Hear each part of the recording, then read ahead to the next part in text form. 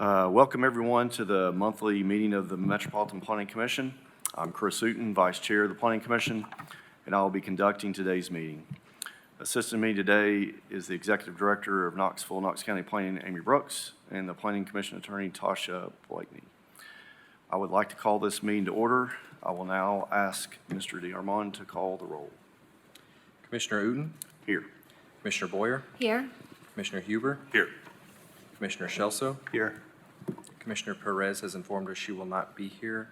Commissioner Browning? Here. Commissioner Higgins? Here. Commissioner Levinson? Here. Commissioner Biggs has informed us he will not be here. Commissioner Barger? Here. Commissioner Adams has informed us she will not be here. Commissioner Smith? Here. Commissioner Midas? Here. Commissioner Overton? Here. And Commissioner Hill has also informed us he will not be here. That's 11 present. Great. Thank you. Participating today are planning commissioners as well as planning staff and various representatives of city and county agencies. The planning commissioners are citizens from the city and the county who have been appointed by the city mayor or the county mayor. We receive no salary and volunteer our time as a service to the community. Now a word about the discussion that will take place. After each item is called, I'll read the staff's recommendation. On certain items, I will call on staff to comment. At this time, the applicant may address the commission or defer his or her opening remarks and allow the opposition to speak first. The applicant and those in support of the applicant will be given a total of 5 minutes to speak. I will then ask for other comments from the floor. The opposition will be given a total of 5 minutes to speak. If either side wishes to have an opportunity for rebuttal, you'll need to reserve some time from your allotted 5 minutes. Applicants and citizens who registered to participate and are attending the meeting in person will be asked to come to the podium and share their name and address for the record where their item is heard. Those who have registered to speak online do not need to sign in at the podium. If you'd like to speak on an agenda item and have not registered so in advance, please raise your hand when the item is read into the record. I will then indicate when it's your time to speak, and you can approach the podium at that time. You'll be asked to sign in at the podium as well as state your name, address for the record.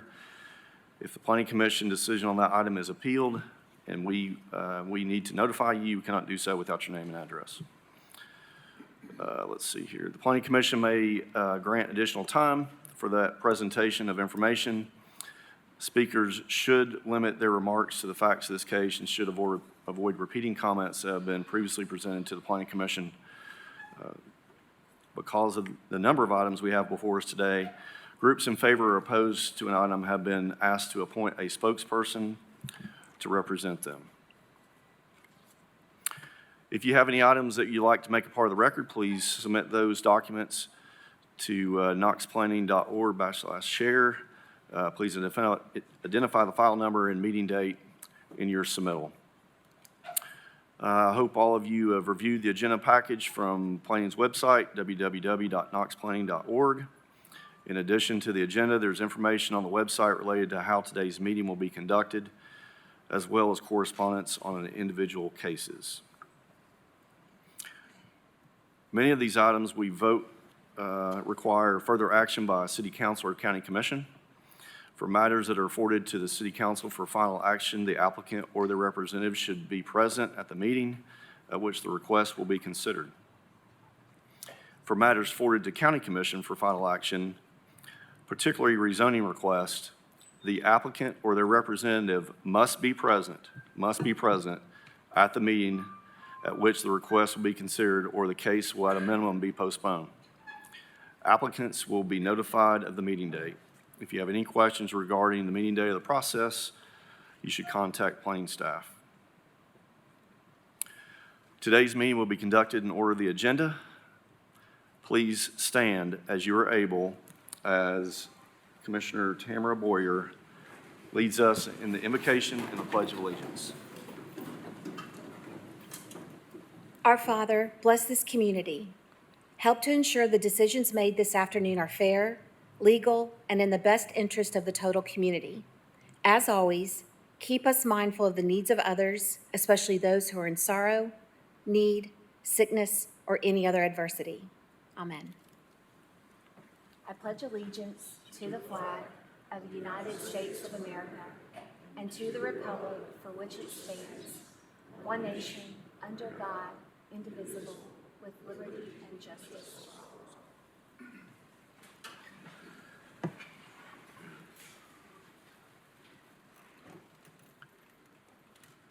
all. All right. Next on the agenda are our postponement and withdrawal list. We'll read these separately.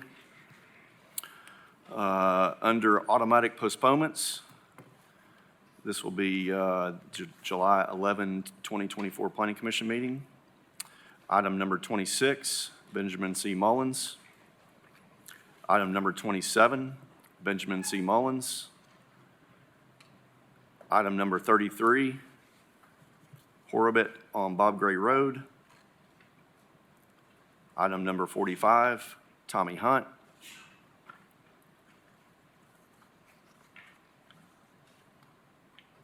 Automatic withdrawals.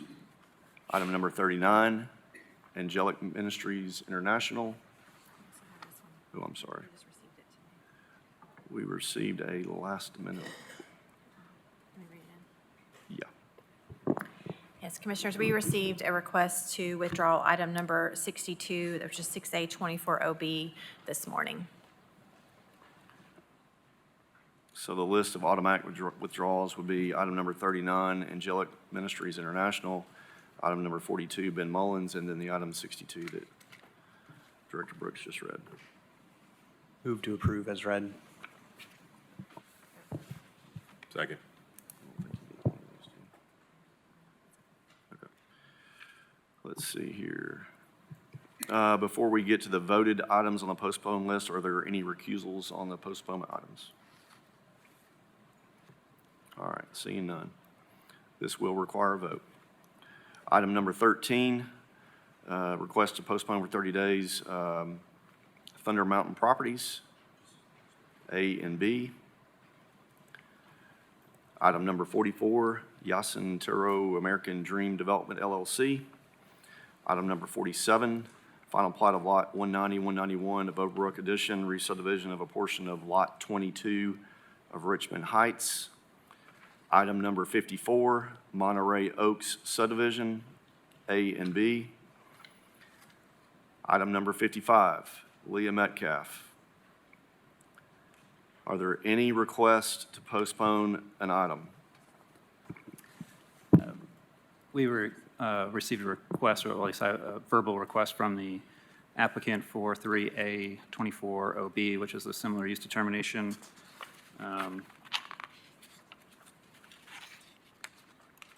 Agenda item number 46. Thank you. Okay.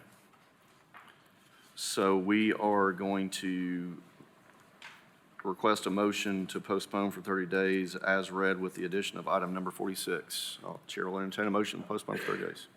Motion to postpone. Motion is second by Commissioner Browning and Commissioner Barger. Ooh, excuse me. No, I think Higgins. that was Commissioner Higgins. Yeah, sorry. I'm looking at Logan and seeing Lou. That's scary. All in favor, say aye. Aye. Those opposed? All right, ayes have it. Let's see here. Postponements for 60 days. Item number 16, Sarah Peacock. Chair will entertain a motion to postpone for 60 days. So moved. Motion is second. Higgins and Boyer, all in favor, say aye. Aye. Opposed? Ayes have it. We have one 90-day postponement, item number 61, Knoxville, Knox County Planning Commission. So moved. Motion is second by Higgins and Boyer. All in favor, say aye. Aye. Opposed, no. The ayes have it. We have no withdrawals. Is there any recusals? Let's see. We do have a table. Is there any recusals on that? All right. So the table we have before us is item number 34, 616 North Wooddale Road. Motion to table. Motion to table and second. All in favor, say aye. Aye. Opposed, no. The ayes have it.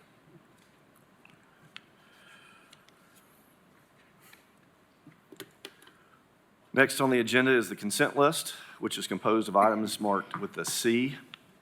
These items are considered non-controversial and voted on all at once in order to save time.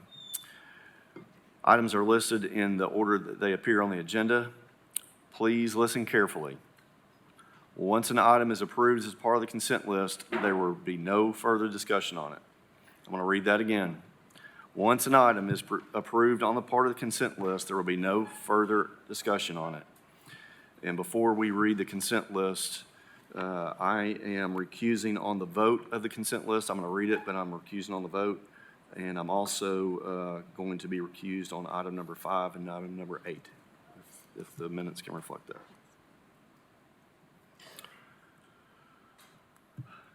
Item number 2, approval of the June 13th, 2024 agenda.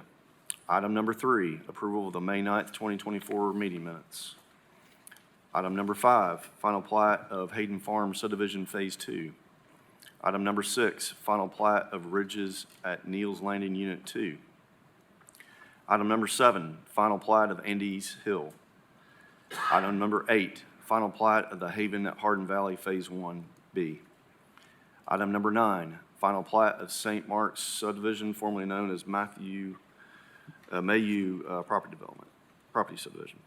Item number 10, final plat of Strawberry Hills subdivision Phase 2, Section A. Item number 11, final plat of the reserve at Three Ridges lots 130 and 131, formerly known as Homestead Land Holdings property on Millertown Pike. Item number 17, Knox Williams.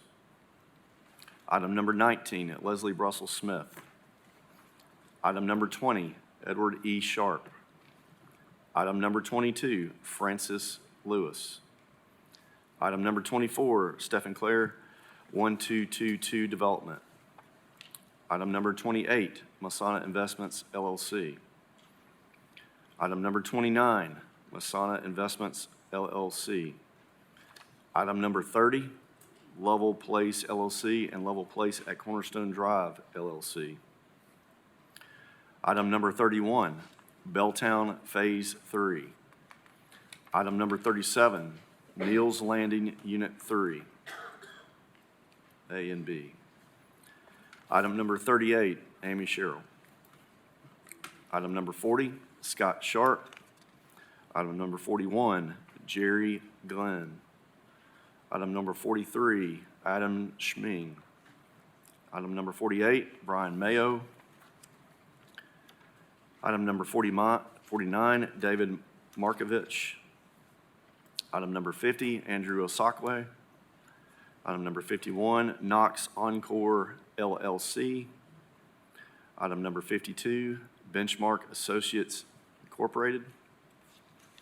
Item number 53, Franco Iracorzi. Item number 56, Ronnie Phillips. Item number 57, Brian L. Buckman. Item number 58, Tyler Stinnett.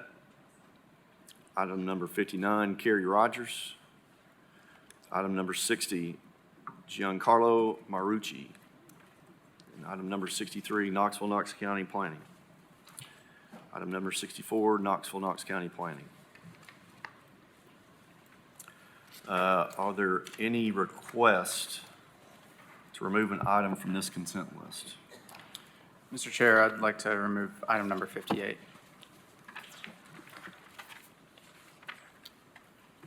And Commissioners, we have had some people signed up for a couple items that are currently on your list, so we'd recommend taking those off. That would be agenda item number 28, 48, and 56.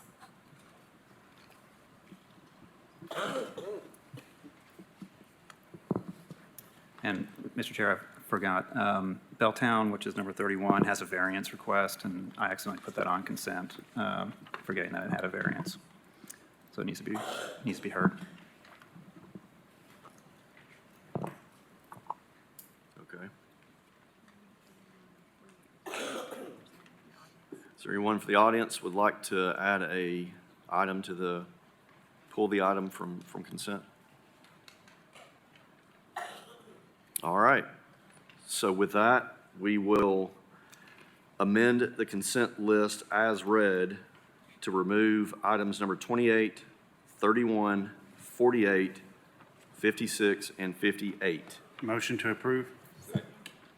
Motion approved by Commissioner Smith, second by Commissioner Levinson. All in favor, say aye. Aye. Opposed, no. Ayes have it. Okay. So the first item, so if I've got ones that are in this list. All right. All right. The first item that we will have up today is item,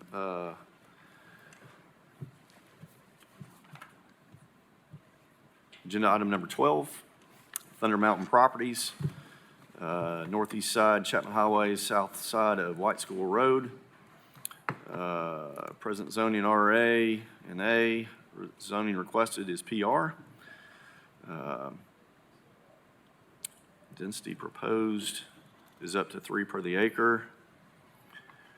The staff recommendation is approve the PR planned residential zone with up to 2 dwelling units per the acre because it's consistent with Knoxville, Knox County Comprehensive Plan and surrounding development, subject to the 2 conditions. Is the applicant present? Are there any opposition? Opposition. Okay, you can proceed to the podium. Applicant, would you like to start or defer? All right, you can proceed.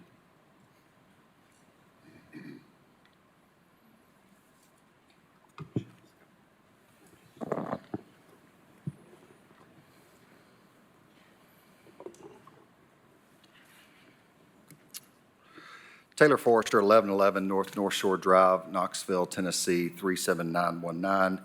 Here on behalf of the property owner, Thunder Mountain Properties, we submitted a request to rezone the property to planned residential at a density of up to 3 dwelling units per acre.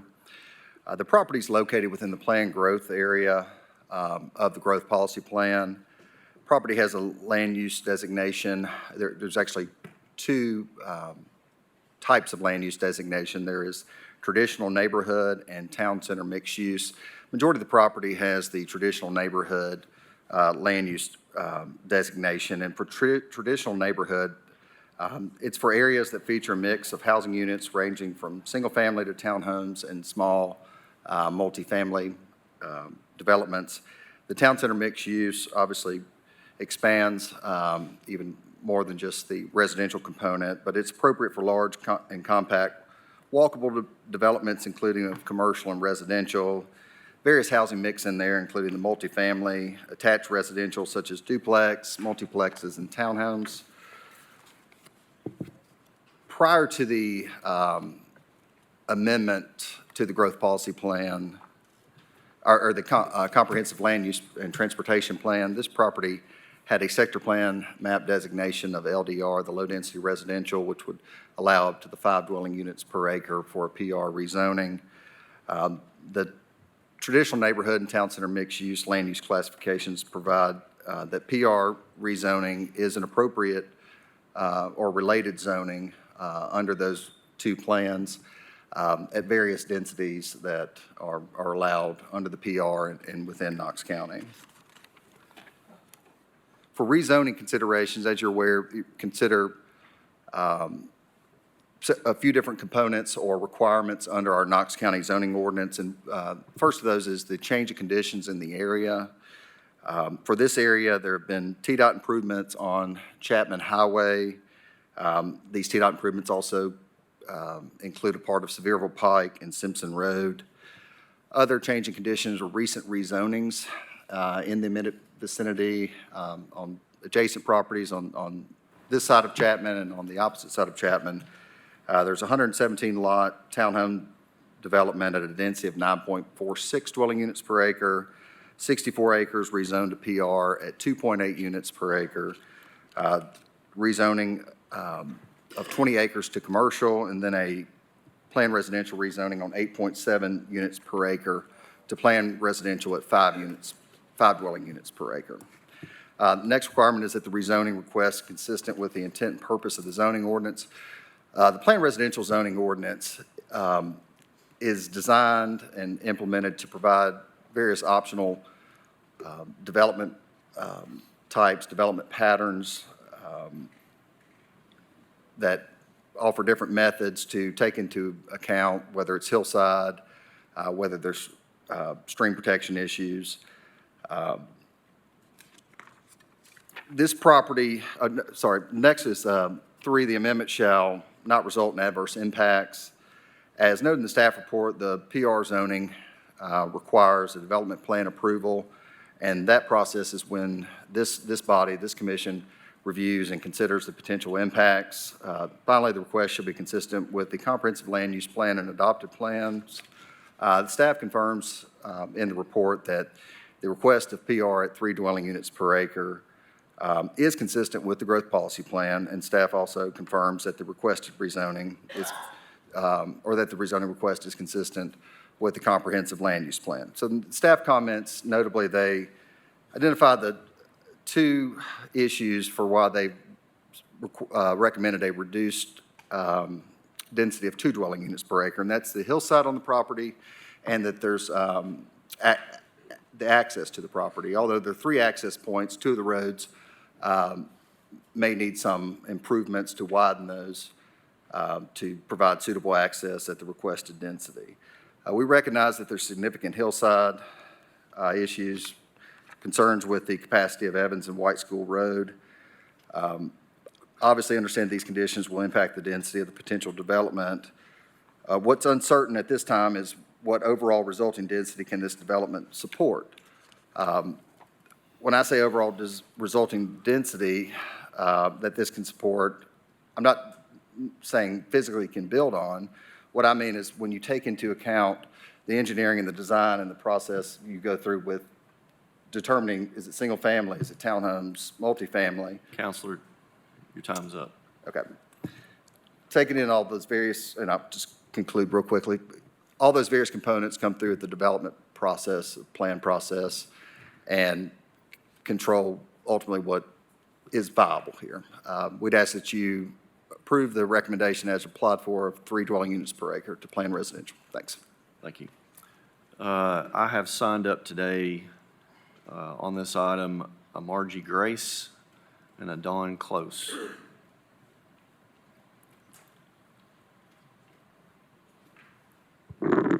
Hi, I'm Dawn Close, person that lives in the community, and I'm representing the other people from the Dry Hollow community. So there's a couple things. You know, we're not a no to development. We are a no to overdevelopment or things that are kind of unwise. And one of the things is the cumulative effect of all of these you know, projects that are approved, you know, recently approved, or, you know, are in the pipeline. When you look at them as a group, it's pretty significant, the impact this is having on the community and will have on the community moving forward. So for us, we have a real genuine concern about Chapman Highway and the overcrowding already on that street. And if you look at the projects that have recently been completed, ones that are underway, and the ones that are proposed, you're looking at about 1,200 homes in a very small community, a rural community, away from a lot of the services that are required. So on this particular project that they're proposing, you know, they've approved 2 per acre. One of the things that they've done on some of their other projects is they propose to do clustering. So what I know is they're not going to build on that hillside. There's a front part of the property that all this soil from the road work has been brought, grading has been done, and they're going to want to do their construction just on the flat. They're not going to do it on the hillside. And so there's really going to be one entrance and one exit to this. Even though White School Road has an entrance from that side, it doesn't go to those houses where it's going to actually get built. So the clustering is a problem for us. It takes something that's, you know, two per acre is not offensive for us, but when it starts to become clustered and it becomes 6 or 7 per acre, this is really an impact on the community, the way that it looks, the way that it feels, and, the amount of traffic and all of the other, components. So we're okay with the 2 per acre. We wish it was less, but, they have rights too as a property owner. It says on the staff recommendations, unless approved by Planning Commission, from conditions number 2. We would like that removed. And we would also really strongly oppose anything that has to do with clustering.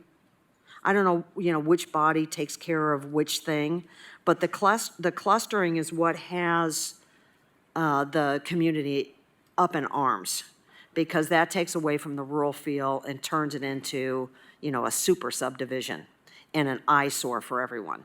And, nothing is being looked at as a body. They're now proposing to rezone the ballpark. There's a lease that was signed last year that ballpark would stay a ballpark. Now they've postponed this will be on the next meeting. But that ballpark sits right in front of and is in the center of this. They want to do that. They want to take it from a park and turn it into commercial. Again, the community is in an uproar over this. And at the next meeting, there's going to be a lot of people here as it relates to that ballpark, because that's something that's been in the community for many decades, and it's now going to be pulled for commercial. They would not be asking for commercial rezoning if they didn't intend on developing it as commercial and getting rid of the ballpark. So please consider the things that we're asking, a no to please remove the number 2 condition, and no clustering, and be careful about rezoning that ballpark, because the community is in an uproar over this. Thank you, I appreciate your time. Thank you for your comments. As she stated, she was going to speak for all the opposition, but I did have a Margie Grace signed up to speak. Okay, thank you. Was there anybody else here to speak? All right. Sir?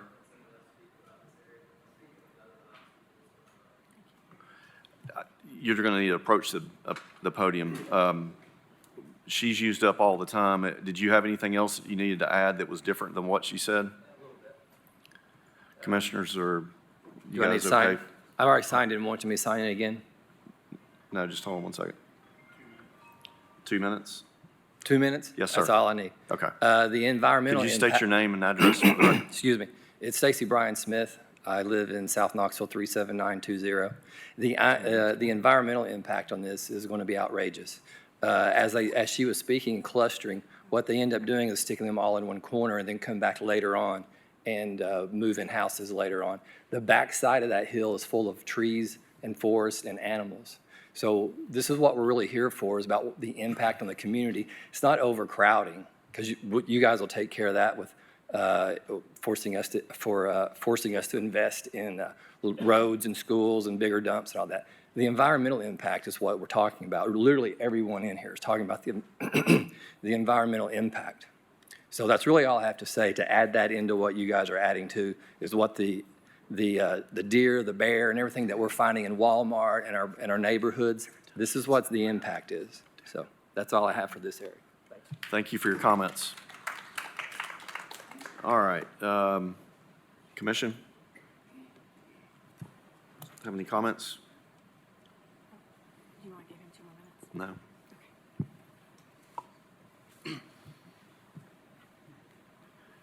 Commissioner Higgins. If I may. I think that this is, I understand the concerns of this being developed, and I agree that I really hope that the slopes and the wooded areas do not get developed when they go to make the plan. But I think that I just want to point out for the applicant as they move into planning that the best way to do that is by clustering the development into areas and minimizing the breadth of what gets disturbed. So if we want to preserve the hillside and the trees and the rural aspect and the ecology, we don't want to cut it all up, add a bunch of roads and crisscrossing through there and parcel every square inch of it off. It is much better if all of that is consolidated into the smallest amount possible. So just for the applicant, I hope that when we see a development plan on this, I really hope to see a lot of wildlife and natural area preserved. Thanks. Commissioner Midas? Yeah, I agree with Commissioner Higgins. I also want to add that in order to do any kind of further development past the 2D UA, they would have to go back before Planning Commission to get any kind of approval. I know there was a comment made about further development of this property once this happens, and that won't be the case unless we have more public opinion on that. Given that, I guess I'd like to go ahead and put a motion to approve the PR Plan residential zone up to 2 dwelling units per acre because it's consistent with the Knox County Comprehensive Plan and surrounding development, subject to the 2 conditions per read. Second. Okay, we have a motion and a second, and I still have a commissioner or 2 lights on. Commissioner Yeah, Huber? I just wanted to point out too, I totally agree with Commissioner Higgins and Commissioner Midas regarding the hillside and ridge top. I mean, I think that's a big part of what the planned residential zone is trying to do is keep everybody off of that as much as possible. I did want to point out too that we just passed the new comprehensive plan. And this whole area, it's under traditional neighborhood, which is by design leans more towards a heavier density than a lot of other zonings and placeholders out there. My opinion, 2 units is low, given the traditional neighborhood. It gives you, they got voted in like that because it is close to Chapman Highway. It is close to Seymour. There are a lot of commercial things close to it out there. So, I mean, I agree that we need to stay off of the hillside, but this is just a zoning stage. They'll have to come back through with a development plan and as well as a concept plan. Then we'll really know what they want to do. So it could be, 3 units an acre. However, that's not necessarily meaning it's going to get developed at 3 units an acre. And we won't know that. So I would suggest to the applicant, bring us a good plan and, at the next stage, and maybe it gets approved, maybe it does not get approved, depending on how good your plan is. But I would personally be, I think the comprehensive plan calls for higher than 2 units an acre, so I would be, I'm very comfortable with the 3 units. Commissioner Shelso? Got a couple points. Maybe a question for staff, Mr. Reynolds. The second condition that some of the neighbors are discussing, is that our standard kind of hillside protection condition that it shall not exceed its budget unless approved by Planning Commission at the concept plan? Is that what that condition means? Well, I can't say we have much of a standard condition for hillside protection.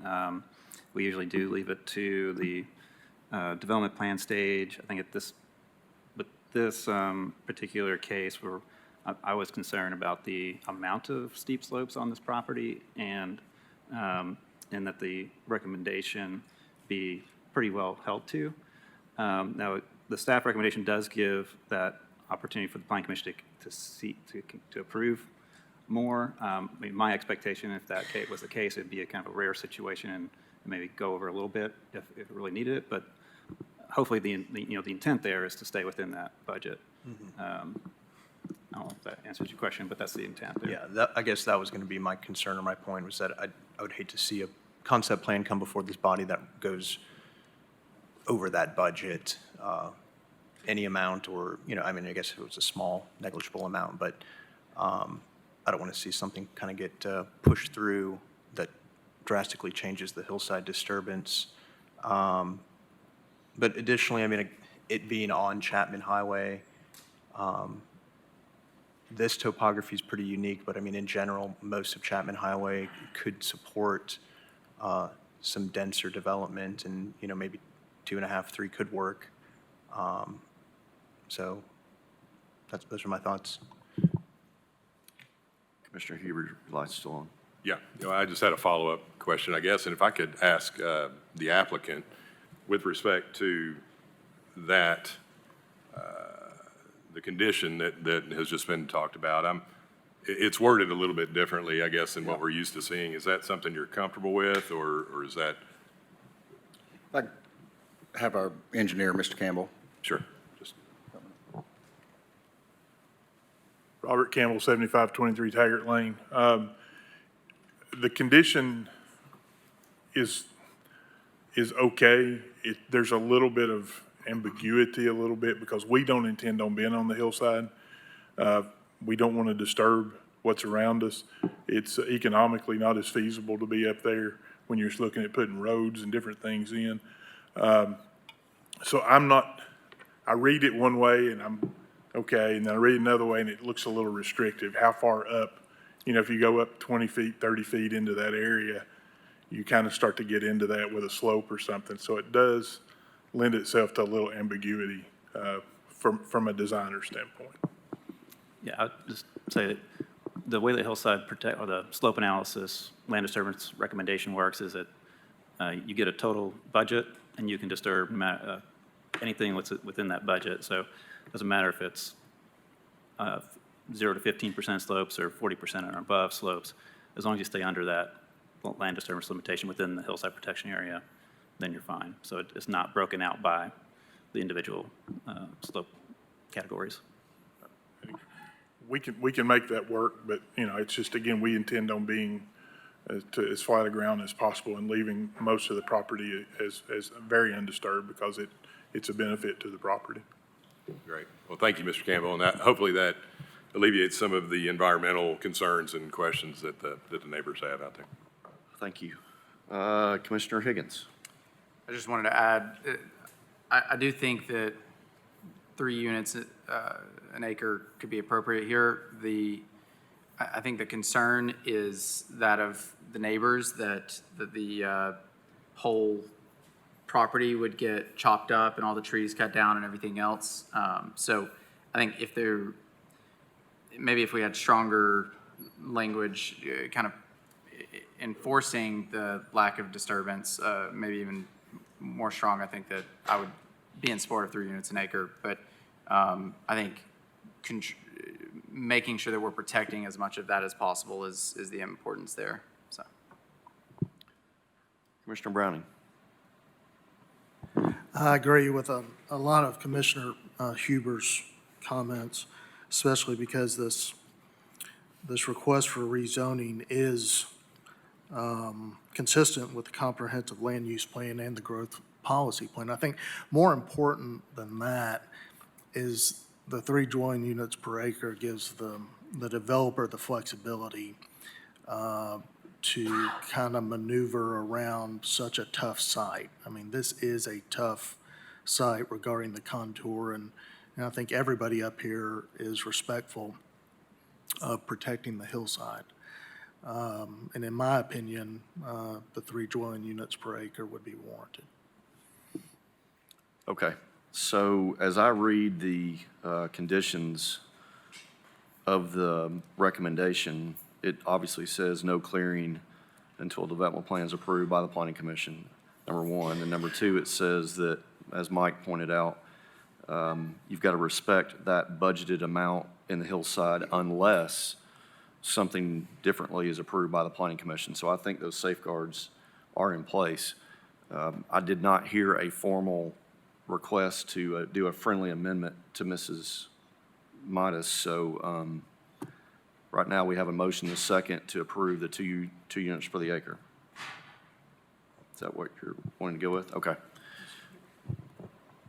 So we're going to do this that way, and if the motion fails, then we can pick it up again. So all in favor, say aye. Aye. Those opposed? No. Sounds like the noes have it. So I believe that motion would fail. So I will now take another motion. I'll make a motion that we approve planned residential up to 3 dwelling units an acre because it is consistent with the Knoxville or Knox County comprehensive plan and surrounding development, subject to the 2 conditions. And speaking to Mr. Higgins, I did reread the slope protection side, and it sounds like, looks like 80% of that hillside can't be touched either way. So I think that's sufficient to. Second.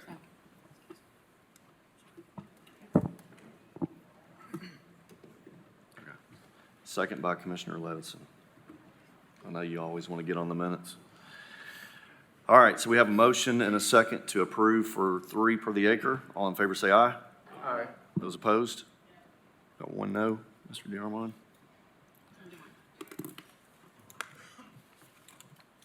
Motion approved. Item number 14. Let's see here. Benjamin C. Mullins, file number 5K24RZ, south side of Tipton Station Road, east of Lowland Lane. Present zoning is A, agricultural. Zoning request is PR, planned residential. The existing land use is agricultural, forestry, and vacant land. Density proposed is up to 5 per the acre.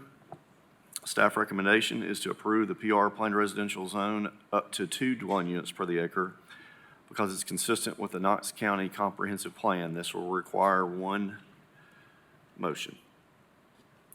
Mr. Mullins. Ben Mullins, 550 West Main Street, here for the applicant.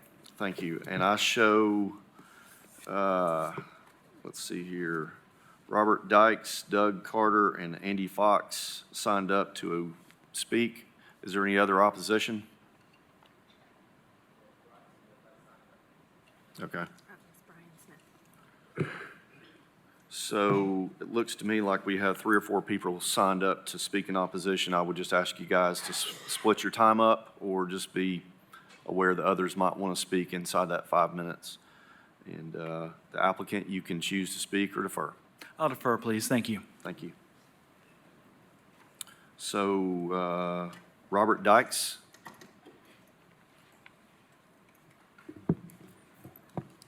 Good afternoon. My name's Robert Dykes. I live at 7544 Gallant Lane, Knoxville. I'm here today speaking on behalf of the South Doyle Homeowners Association. And we recognize that new homes are needed, and we believe the neighborhood already has enough of this type of development. We believe a lower density would encourage development of homes for second and third time buyers versus 400 plus for first time buyers. We have plenty of those developments in the area right now. The request for higher density is made by the developer, not the property owner. Per the developer, D.R. Horton, this project requires 5 or maybe 4 units per acre to be profitable. We believe, although we've seen no concept, we worry that this is some move to obtain the density and then submit a plan later. Regardless of whatever rules or guidelines, whether it's the sector plan or the comprehensive plan, we believe that consideration should be given to the residents that have already invested in living in the surrounding neighborhood. A planned growth area doesn't automatically equate to a maximum growth density. It's hard to imagine that an arbitrary line drawn down the middle of the creek, Stock Creek in this case, should reasonably separate density that is 1 acre from density that's 4 or 5 per acre.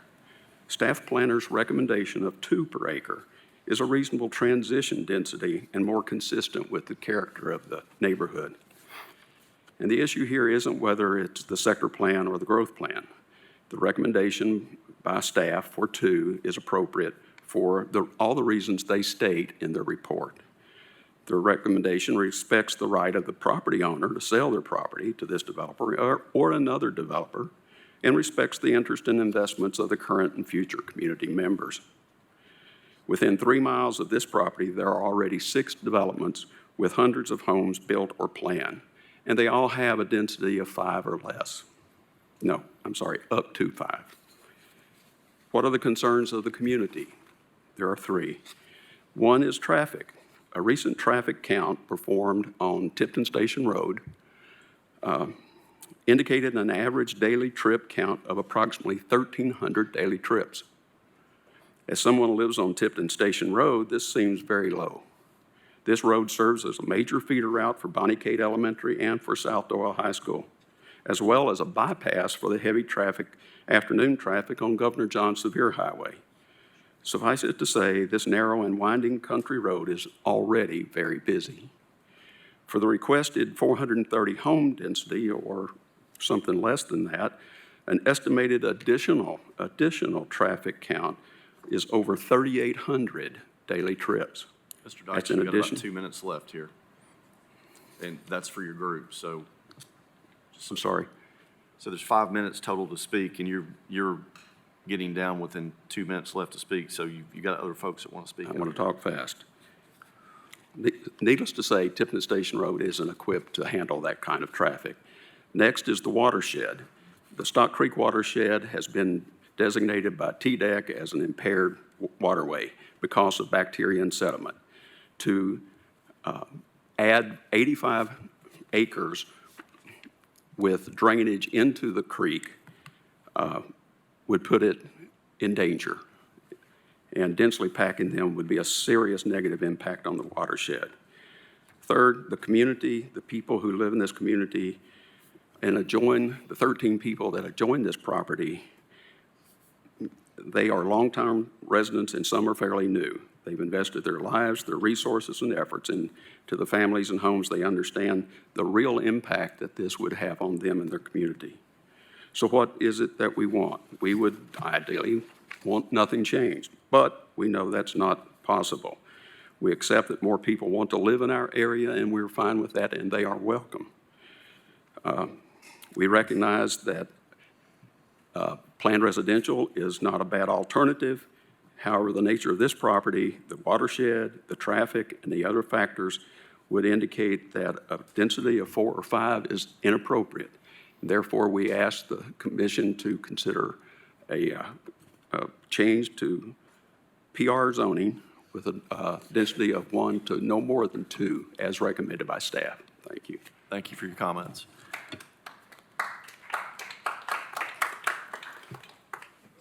So I still have 2 more folks signed up to speak with the addition of Brian Smith. So there's 3 left that I showed to speak, and we have 21 seconds left. So how's the commission feel about that? 3 minutes, 1 minute each speaker. A minute apiece for each is what the commission is recommending, and I'm showing Doug Carter as the next person to speak, if that person's here. Doug Carter, 7730 Goddard Road. Our property joins this property on the east side. My wife and I moved here in 2021 from the Atlanta area, and we lived on the south side of Atlanta, which was similar to the south side of Knoxville. It wasn't the desirable place to live, so to speak, as the city went, but we moved there when we got married, and we lived there 37 years, and we saw the massive growth that occurred with the high-density housing that went from a quiet community like South Knoxville into a gridlocked, chaotic town. If you've ever been down 75 and you went through McDonough, Georgia, you know that it's gridlocked there for no good reason, just mass population. And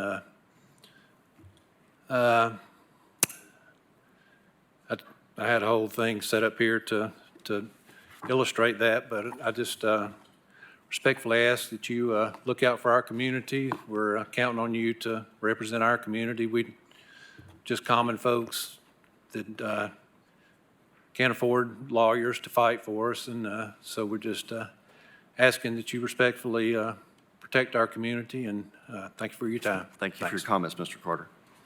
Andy Fox. Good afternoon. I've also been appointed by the South Doyle Neighborhood Association to speak on behalf of that community. There is a perception among South Knox County residents that these downtown governmental bodies are not responsive to their concerns. And I think that perception was a part of the role, a substantial factor in my victory as the Republican, or in the Republican primary, and I'm now the Republican candidate for Knox County Commission District 9. And so when I was thinking about my remarks today, I thought, you know, this is very, in some respects, this is similar to the Hill Locust Project, which is before this body with the DRB. And some very prominent people spoke in opposition to that project, Bill Lyon, Judge McMillan, Josh Wright, the chairman of the DRB, and this body was responsive to their concerns. Now we have people in South Knox County who are expressing the same concerns. They're concerned about the scope is too big for the area. It's going to be aesthetically unappealing, and it's going to bring too much traffic. Exact same concerns. Is this body going to be as responsive to the concerns of those who are not connected politically to those who are influential in this community? Thank you. Thank you. Hold on one second. Hold on one second, Counselor. Oh, I'm sorry. Mr. Smith, I'll be brief. Yes. If you guys like to play along, how many of you believe in global warming? Anybody like to raise their hands? Nobody want to participate? This is 85 acres of hardwood trees. I live a mile and a half from here. I played in the area. It once was called the Dynamite Woods. If you go in there and clear cut this out, you are absolutely destroying the ecology. It'll never come back. So for anybody who are environmentalists or think that we're going to save the earth, whatever, your actions, your vote will determine. You can look at that map, hardwood, all the way through it. Your actions and your vote will determine whether you believe that we're going to save the earth or live with the earth or take care of it. That's all I have. Thank you. thank you for your comments. Mr. Mullins, I'm showing that you have 8 minutes. I hope you don't use them all. I will try to be as succinct as possible. Ben Mullins, 550 West Main Street, here for the applicant. This total tract that the applicant is purchasing is 155.71 acres. Only 85.81 acres, the portion in the planned growth area, which is north of Stock Creek, is part of the zoning. It's not an arbitrary line. We're following the planned growth area map to decide what area we wanted to ask for rezoning for PR, and our request was 5 units an acre. We are now asking for 4 units an acre after studying it a little bit more. The remaining 70 acres, which is south of Stock Creek, is all the hillside protection area. It's very steep, beautiful property. And if the applicant is able to move forward with this project, we have committed to dedicating those 70 acres into a conservation easement. So it will not be developed. It'll remain that way in perpetuity. If we do not move forward with this property, then someone who comes in and they're restricted to 2 units an acre probably would want to push development back onto those back acres. So there's an opportunity to put the development where the plans say the development should be and preserve the acreage that's back behind it that is more environmentally sensitive. And when you talk about the plans that are there, this is in the planned growth area, which allows considerations up to 5 dwelling units an acre. It was in the planned growth area under the old plan that was in place since 2001, and it remained in the planned growth area moving forward today. It's about 1,700 feet west of Tipton Station Road's intersection with West Martin Mill Pike. And that intersection, as the residents will tell you, is a little tricky. And at 4 units an acre, we have met several times with Engineering Public Works. We are committed. We actually have a traffic impact analysis that we've already done. We don't have the results back in hand yet. It's fully a formalized report, but we're committed to paying for the improvements to that intersection at West Martin Mill Pike. Goddard Lane kind of comes in there, and it's kind of at an odd angle. So that intersection needs to be changed regardless of whether our development moves forward. But we're committed at 4 dwelling units an acre. That'll give us some of the runway and leeway to make those types of changes. Commissioner Daley did ask the county to do a traffic impact analysis of its own out there, and the average daily trips on this stretch of Tipton Station Road is 1,295 trips. Again, in talking to Engineering Public Works, they believe that this road has capacity to absorb the additional impact that 4 dwelling units an acre would be placing on this property. So, they were more concerned with the intersection issues than they were with the capacity or the road width, which at its narrowest through there is 19.5.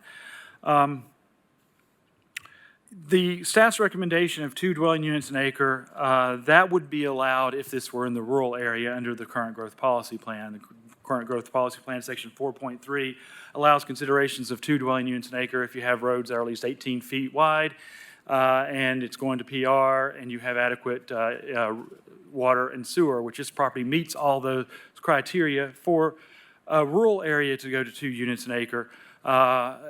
But this, however, is in the planned growth area. The land use map before the sector plan was low-density residential, which allowed considerations for 5 units an acre. It's now rural conservation, which again allows consideration for up to 5 units an acre, but requires that 50% of that property remain to be open. So, it allows us to move forward with the development plan. It's going to be very sensitive to the environmental concerns that we've heard about, and that's, again, we've spent all this time and effort and energy going through Advanced Knox, and we were trying to present something that speaks directly to the plans that we have adopted at the 4 units an acre. When you look at what's there, the development has, in large part, been concentrated closer to the schools, and you would expect that, and it's now starting to move out further west. The closest zoning is actually an RA zoning, which touches this property there a little bit. So you can zoom in a little bit more, you can see a little pocket. That allows 4.3 units an acre. There's 5 units an acre zoned about 1,700 feet to the north, and then there's PR closer to the high schools. And when we're looking and trying to find places that are appropriate, this is a relatively flat piece of property. It would be a good opportunity to take advantage. It speaks to the plans that we have to try to deal with the attainability and affordability issues we're having. The TASR, that's the Tennessee Advisory Committee on Intergovernmental Relationships, is a state agency. They just came out with their statewide report that we need to try to focus and find more places to put density. We even need to change our zoning to encourage more density to deal with the statewide issues of attainability. Thank you for your comments, Mr. Counselor. I'm sorry, am I done with my time? You're out of time. I appreciate it. I 8 minutes would goes ask for 4 fast. units an acre. Thank you. Thank you for your comments. Actually, I'm sorry, we're having some issues with the clock, and it's set for 5 minutes, so he does have an additional 3. Oh. Yeah, sorry. I was trying to You keep and I are up with going the to have a pace, and ended up conversation just later. having minutes when it started I had him counting. off the stage. I'll be brief. I'll wrap up. 4 units an acre would allow us to come forward with a good plan. It'll allow us to address the intersection issues that are out there, and it would speak to the Advanced Knox goals of avoiding sprawl and allowing development in areas where the infrastructure will allow it. So, thank you. Thank you for your comments. Commission, Commissioner Smith. Counselor, got a quick, you were talking really fast, appreciate the brevity. My last meeting, so I just have a quick question, something I've always wanted to know. Do you all charge by the minute that you speak? Just curious. Don't answer that. When you were talking, you said a couple of things. One, if approved, that there were 70 acres set aside. So right now it's 85 total acres. Are you wanting 4 units on the 85, all clustered on the 15, which would really put it at about 280 units? No. If we can go to what you see on there is only 85 acres. There's an additional 70 acres that's part of the property that you can see, it's the yellow line's kind of hard. The property south of Stock Creek, that's 70 acres. If we go to the hillside, the topography, we could do that.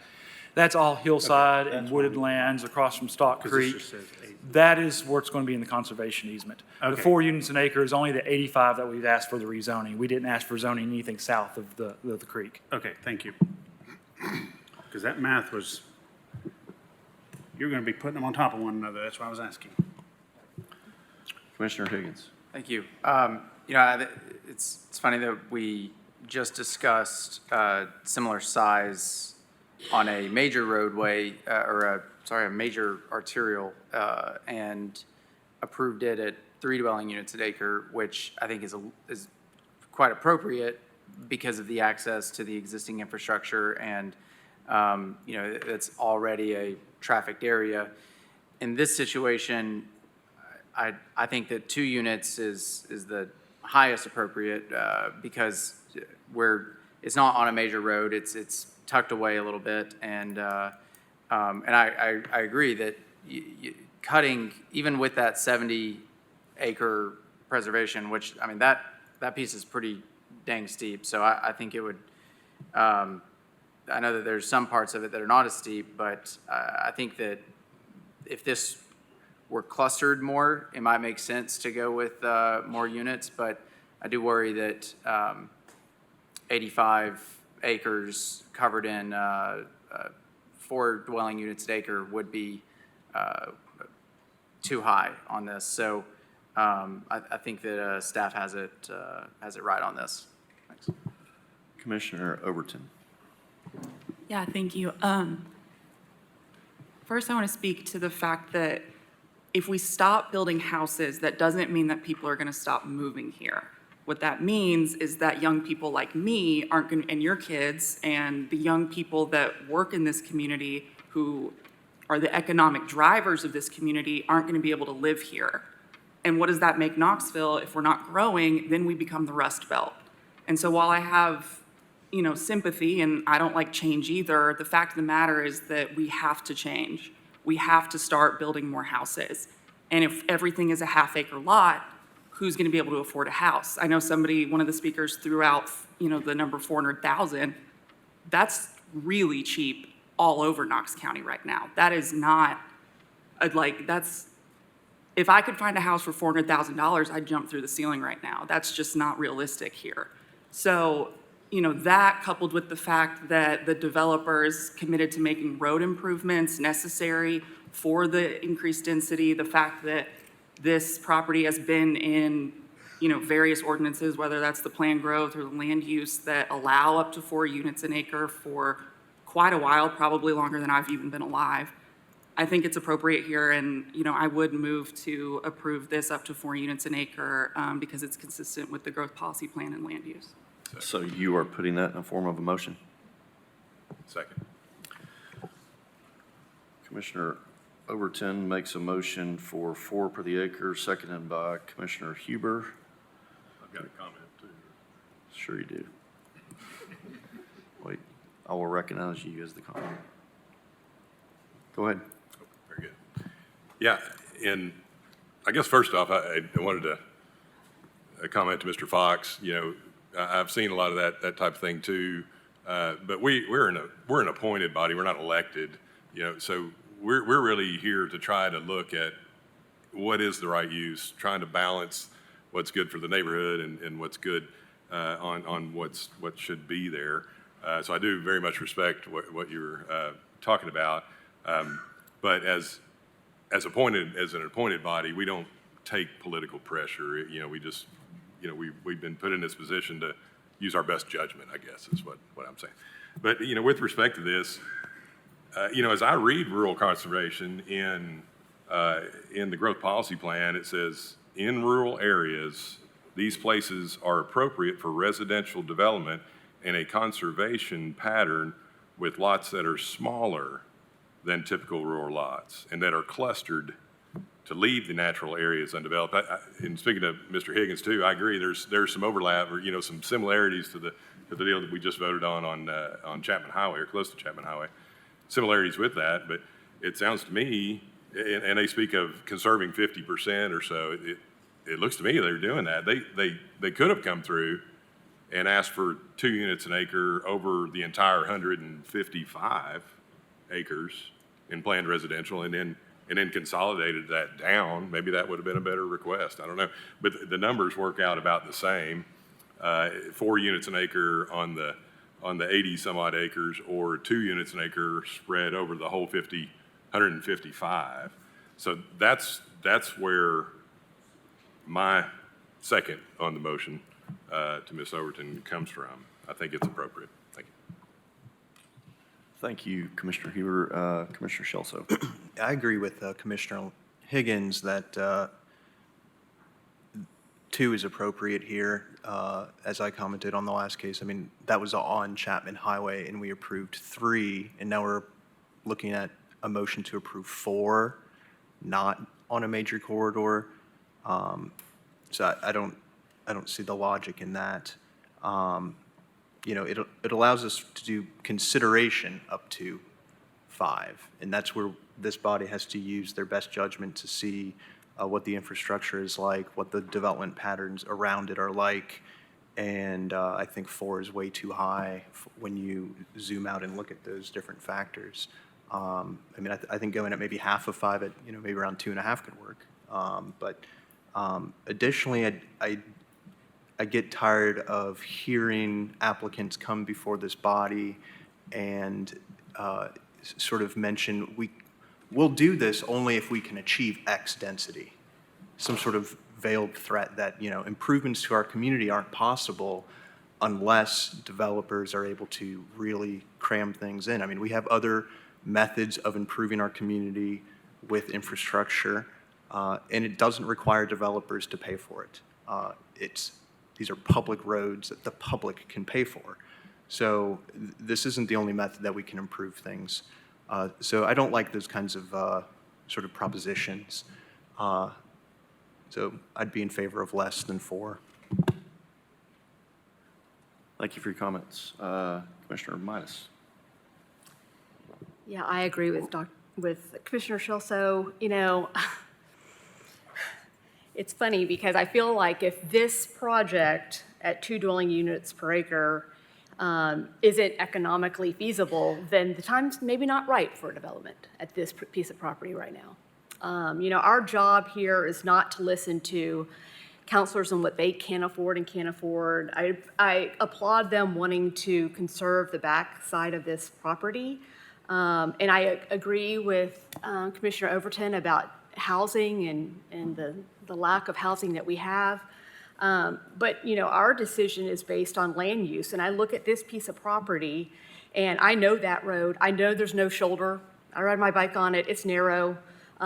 It's not close to a school like these other properties that have a higher density are in that area. And, you know, I'm not going to be able to support 4 dwelling units per acre, and I think staff has it right at 2. Thank you for your comment.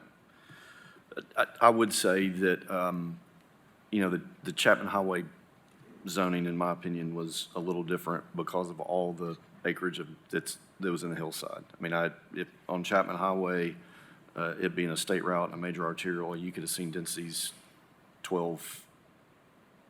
higher than 12 per acre. We did that limited because of the hillside. I'm not sure, you know, we approve zonings on, what is this, a major collector, up to 5 all the time. So that's just my comment.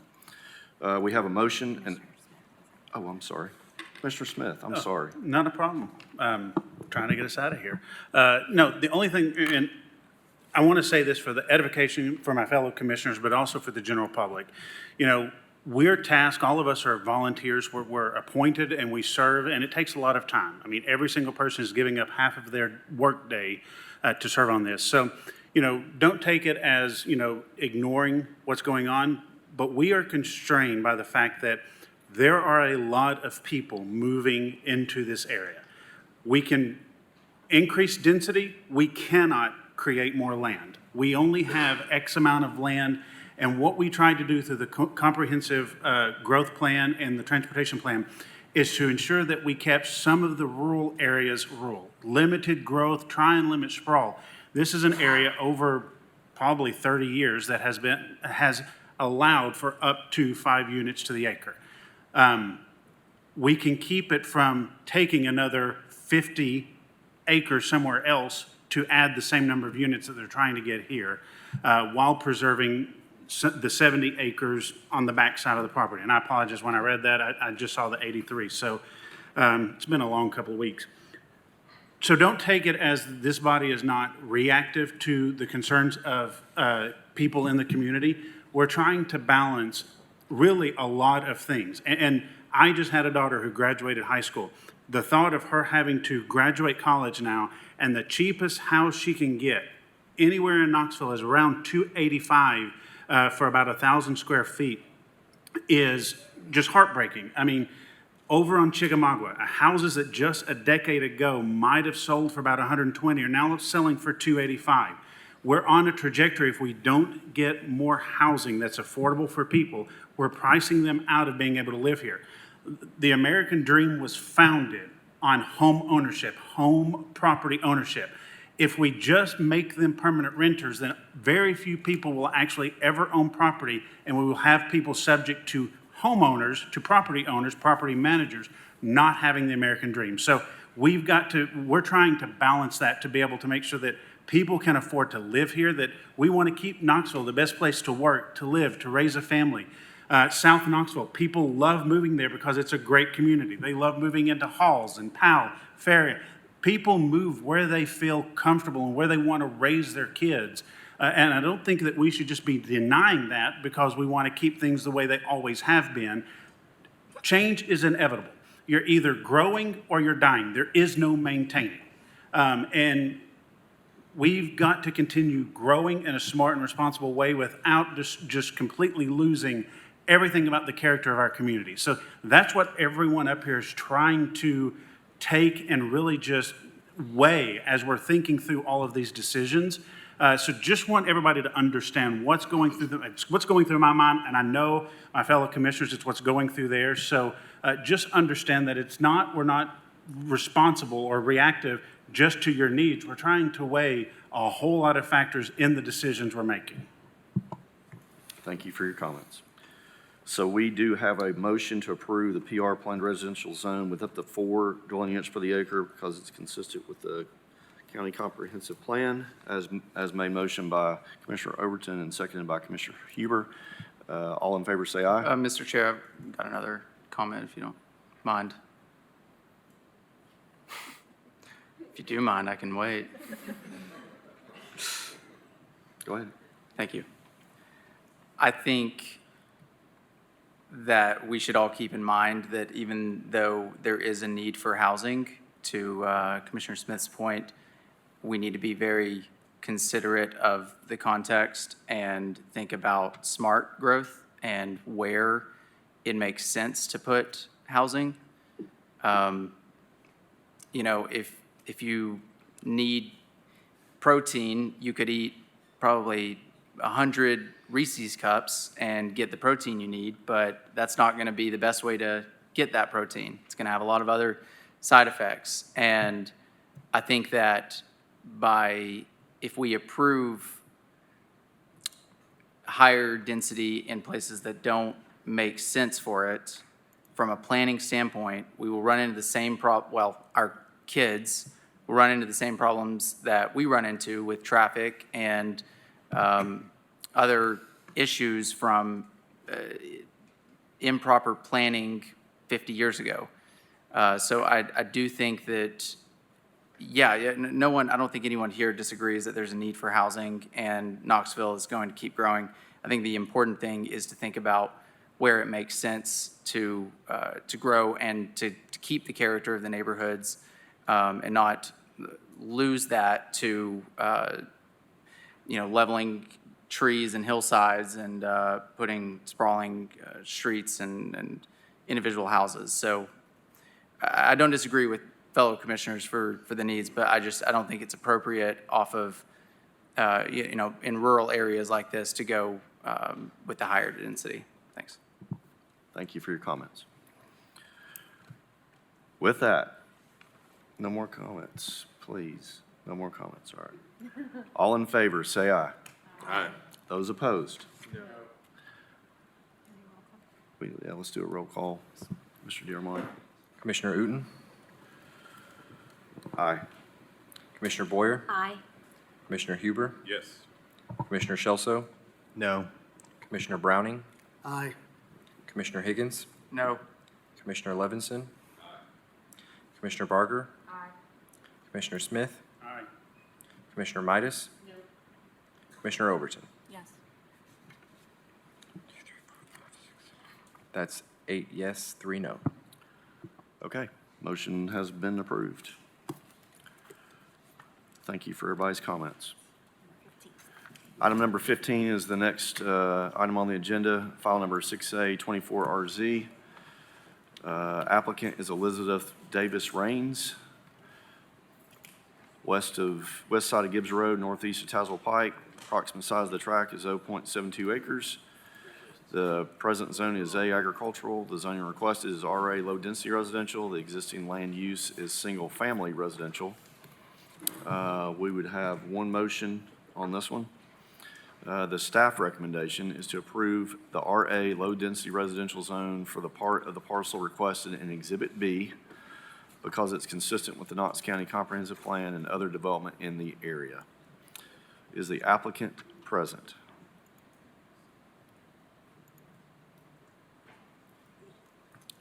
Is the applicant present? Item number 15. I have signed up to speak in opposition. Is there any opposition?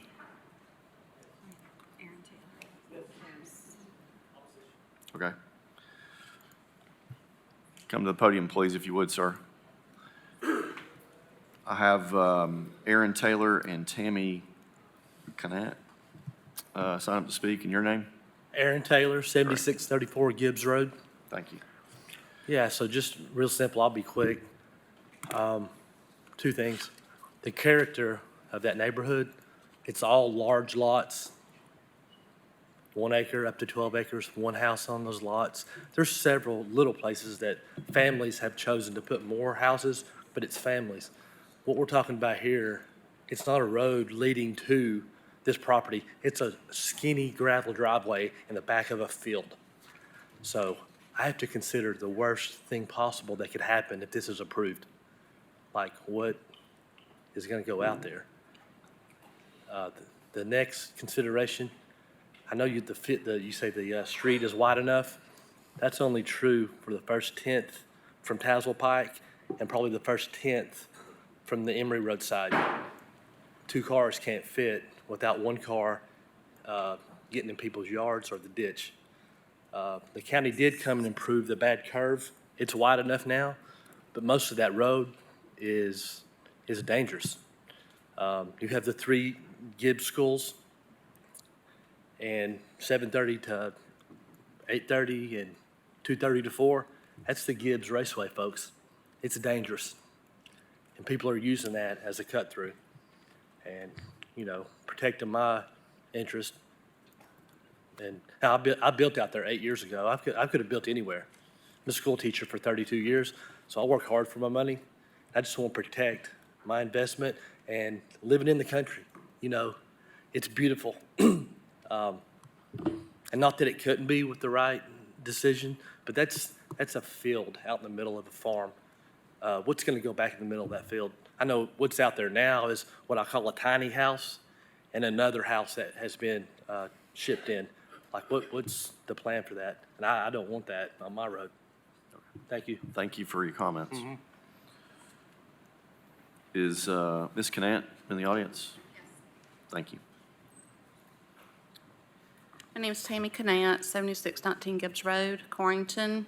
My husband and I have lived at 7619 Gibbs Road since 1991. And I would like to thank you all for hearing our comments. I, along with 35 residents, taxpayers on the road, have signed a petition to strongly oppose the request for rezoning of the property at 7639. We have a great concern that this totality is really out of character for this county. Our concerns are decreased property values. The rezoning could negatively impact property values in the neighborhood. Homeowners have invested in this area to live quiet, rural neighborhood. And to allow duplexes, single home, garage apartments, detached homes for this requested area is inconsistent. The requested change could negatively impact our small community. Our other concern is increased traffic in already dangerous area. This would lead to an increase in the traffic flow in the already dangerous and narrow road, posing safety issues to children and to residents. And due to the community complaints of the road being so dangerously narrow, Jim Snowden, who was the chief Knox County engineer, came out and measured the road, advising it was only 14 feet wide. Please note, 2 vehicles cannot pass on this road without having to leave the road and navigate the ditches.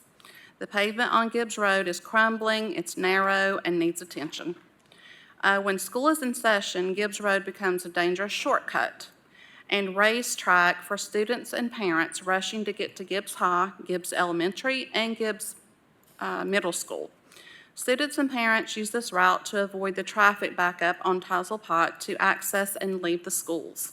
This occurs between the hours of 7 to 8:30 in the morning and 3:15 to 4 in the afternoon, Monday through Friday. Traffic is very heavy during these times and very dangerous. The next one would be the privacy. We moved to Gibbs for our privacy and lack of through traffic. The proposed change would have detrimental impact to surrounding residents with the increased traffic flow and dangerously narrow road. Thank you for your time for our concerns and urge you to disapprove this proposed rezoning. And I do have the name, the Yes, signed. if you could just bring it up to staff, and we'll get that into the Okay, record. thank you. Thank you very much for your comments. I'm going to ask one more time if the applicant is present. Elizabeth Davis Rains. All right.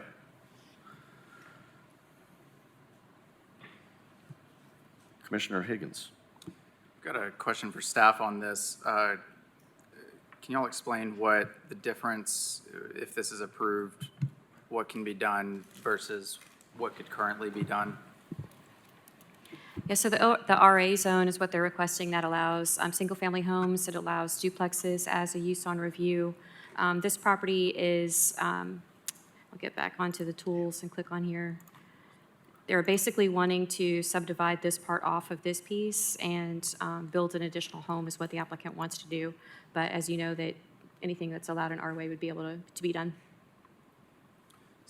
So if this, once they've subdivided this, there could be one house in the front, or a house, maybe a duplex in the front, in the portion in question, and then really limited to just a house in the back portion. Is that correct?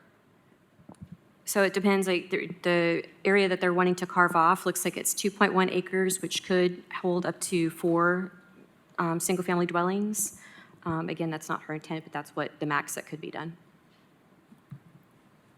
Okay. The staff report says it's 0.72. Oh, I'm sorry, I have the, Is that? yeah, I have 60 pulled up, my apologies.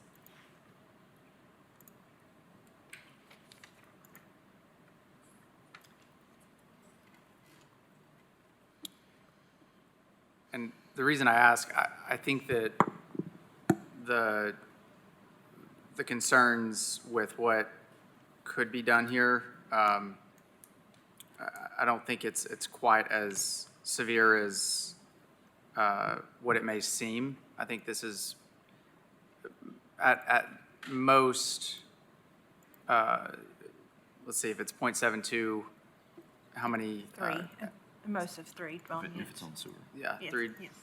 Yeah, so at most, maybe 3 dwelling units. I would doubt, it would be, looks like it would be pretty hard to lay that many out on this. So I think more likely it's going to be something like a 1 or 2 family, and then there might be another residence in the back. But I think that the impact will be pretty minimal to the area. So with that, I'd go ahead and make a motion to approve per staff's recommendation.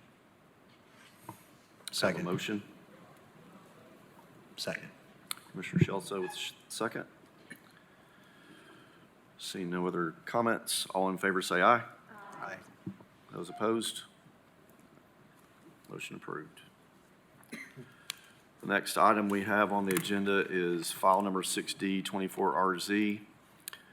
The applicant is Knoxville Real Estate Management LLC. The location is southeast side of Hardin Valley Road, northeast of Elm Grove Lane. The approximate size of the tract is 2.09 acres. The present zoning is PR, planned residential, up to 1 dwelling unit per the acre. The zoning requested is PR, planned residential, up to 2 per the acre. The staff recommendation is approve the PR planned residential zone with up to 2 dwelling units per the acre because it's consistent with the Knox County Comprehensive Plan and surrounding development. This will take just that one motion. Is the applicant present? Would you like to speak? Javante Cotner, 1120 Hardin Valley. Does anybody want to speak first? Are you the applicant? Mm-hmm. Okay. You're more than welcome to speak, or I can ask if there's any opposition and you can wait for them to speak. I want to wait. Okay. Is there any opposition? All right.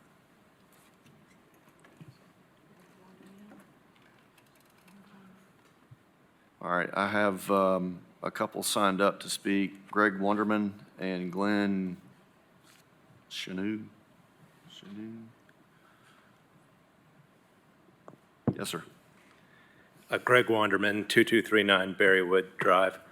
I want to begin by saying thank you for your time today and appreciate all that you do.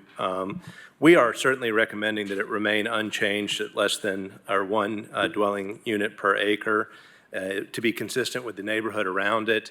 All of the adjoining properties are 1 dwelling unit per acre and have been so for a long time. When this property was purchased in 2007, this was 1 dwelling unit per acre, and all of the homes surrounding this lot already existed when the current property owner purchased it.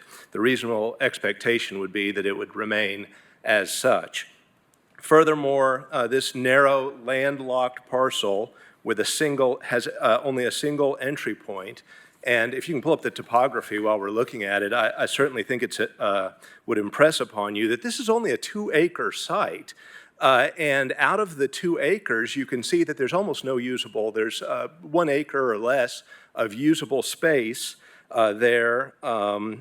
When you look at the massive drainage swale that's up front and the culvert, and you look at the hillside protection area and the cost, as an engineer has commented earlier, of going up that hillside and the problems of that issue, you would look at not approving. I want to make that clear to the council today. You are not approving 4 units on 2 acres, but rather 4 per half acre. And I feel comfortable saying that you would not approve today 8 units per acre here. That would be, beyond feasibility for any of us. Now, I also would say that this is a unique property. Obviously, it's a wooded property in Hardin Valley. There's not much of that left. But I might mention that just down the road, 115 townhomes are in progress, less than about a half a mile there by the Food City, as well as the hillside that's being cleared right behind Matlock, along with multiple other possibilities. I think you have one on the docket today for 8 units per acre behind Hardin Valley as well. So I want to point out that this is a unique property. It has a very small developable area on it, and it is in complete contrast. When I look at the staff comments here, in terms of point number 4, it says the intent of which is to ensure the context of new development, including scale and compatibility, does not impact existing neighborhoods and communities. This would be a significant impact to the adjoining neighborhoods, all single-family homes. And point number 5, that it is to conserve and connect natural features and habitat, of which this would be a complete destruction to them. All of the drainage from the entire neighborhood and from the single-family housing all go through that culvert there, which would cause a significant issue to future development as well. We recognize, of course, the right to build, and we recognize the right and the importance of housing, but we respectfully request that the zoning remain the same. Thank you. Thank you for your comments. Is anyone else here to speak on opposition? Yes, sir. Come to the podium and give your name, address, and phone number, or name, Clinton address, Shunning, 2211 Berrywood. I live at the top of the hill there, right behind there. I have full knowledge of every time it rains, stuff floods. So even from the recommendations from the planning staff, the upper half is recommended at no more than 1 dwelling unit. The bottom, as Greg pointed out, is the drainage basin for the entire neighborhood. I don't think the staff took that into account, but looking at the topography, you're like, well, yeah, maybe they should have taken in the drainage basin there as non-buildable properties. So what I believe Greg was trying to say is it's going to be a small, unequal distribution on that property. It's not going to be like the houses on Berrywood. It's not going to be like the property on the other side, and it's not going to be like the property to the south side. To the north side, that lake there is actually your drainage basin. That's where everything ends up before it ends up in Connors Creek, which swells every time it rains. There is also a concern that as you leave Berrywood, there's very limited, it's landlocked.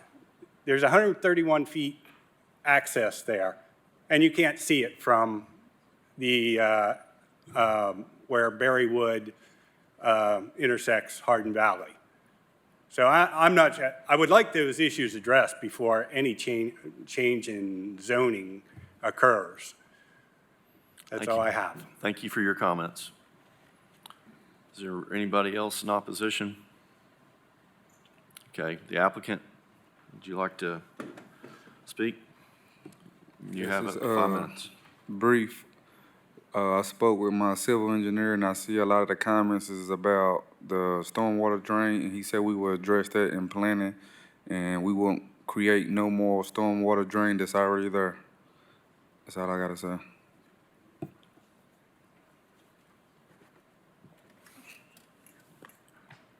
Commissioner Higgins. Thank you. We're talking about the difference of 2 dwelling units here. Stormwater problems in this area are not, the burden of a small parcel like this or the fault of, they're the fault of the thousands of other parcels around there that have, been turned to hardscape. And even though those do have stormwater management, and I think that is ideally sufficient to the standards, but I don't think that we can put any stormwater issues onto this parcel as their problem. So with that, I will ask, I think it would be maybe appropriate here to add a similar condition that we had on an earlier case with regards to the disturbance area, and following the recommendation of the slope analysis disturbance area. Is that something that we can add on to rezoning requests like this? Okay. With that, I'll make a motion to approve per staff's recommendation with the addition of a condition that the disturbed area within the hillside protection area be limited to the report in the recommendation in staff's report.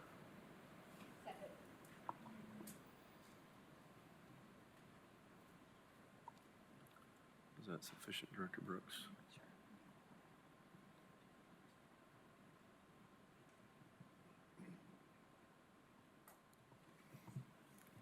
We have a motion by Commissioner Higgins and a second by Commissioner Midas, and we're just trying to make sure that the additional language on the Commissioner Higgins, I just want to clarify, you want it to be limited to the first chart that's included in the packet that says recommended disturbance budget within the HP acres is 0.4. Is that correct? Yes. That's 36% of the Yes. HP area. Then, yeah.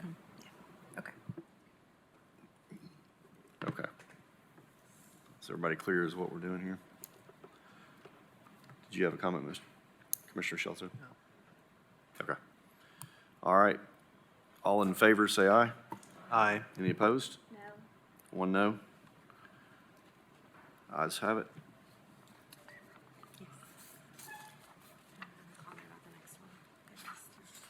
Do you want- The next item on the agenda is item number 21.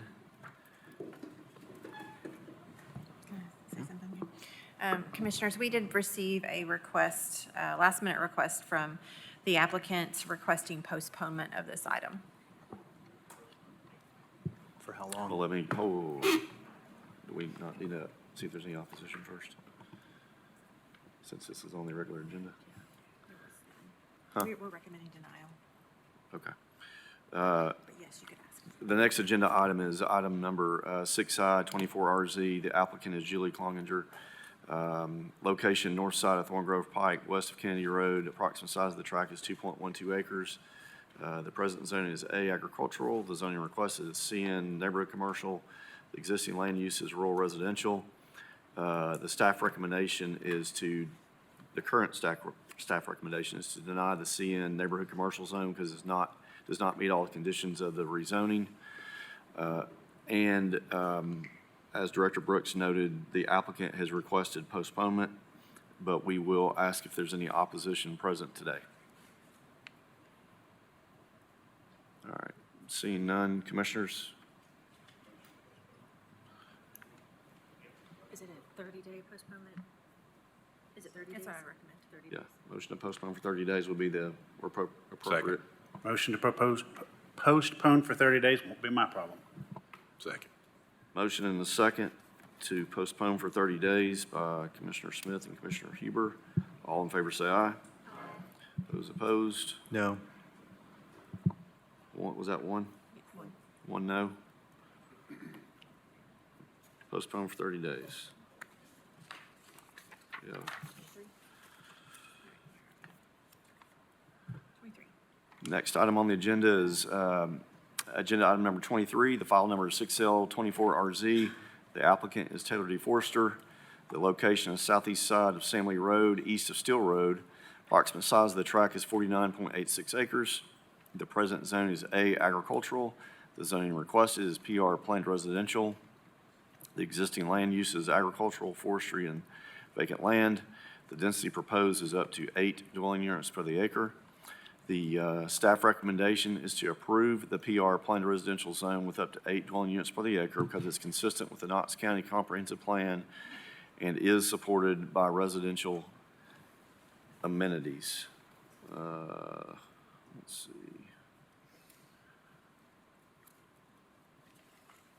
I have, number one is the applicant present. Present. Thank you. I have down as opposition a Jeff McCormick, a William Nichols, and a Rob Sanders. Applicant, you can go first or not. I'd like to go first. All right. 5 minutes. Taylor Forrester, 1111 North Short Drive, excuse me, Knoxville, Tennessee, 37919. Here on behalf of the property owner. As noted, we've requested a rezoning of this property to planned residential up to a density of 8 dwelling units per acre. This property is located near the intersection of Samley Road and Steel Road. Under the growth policy plan, it's designated as being located within the planned growth area. I believe prior to the plan amendment updates, it was already in the planned growth area as well.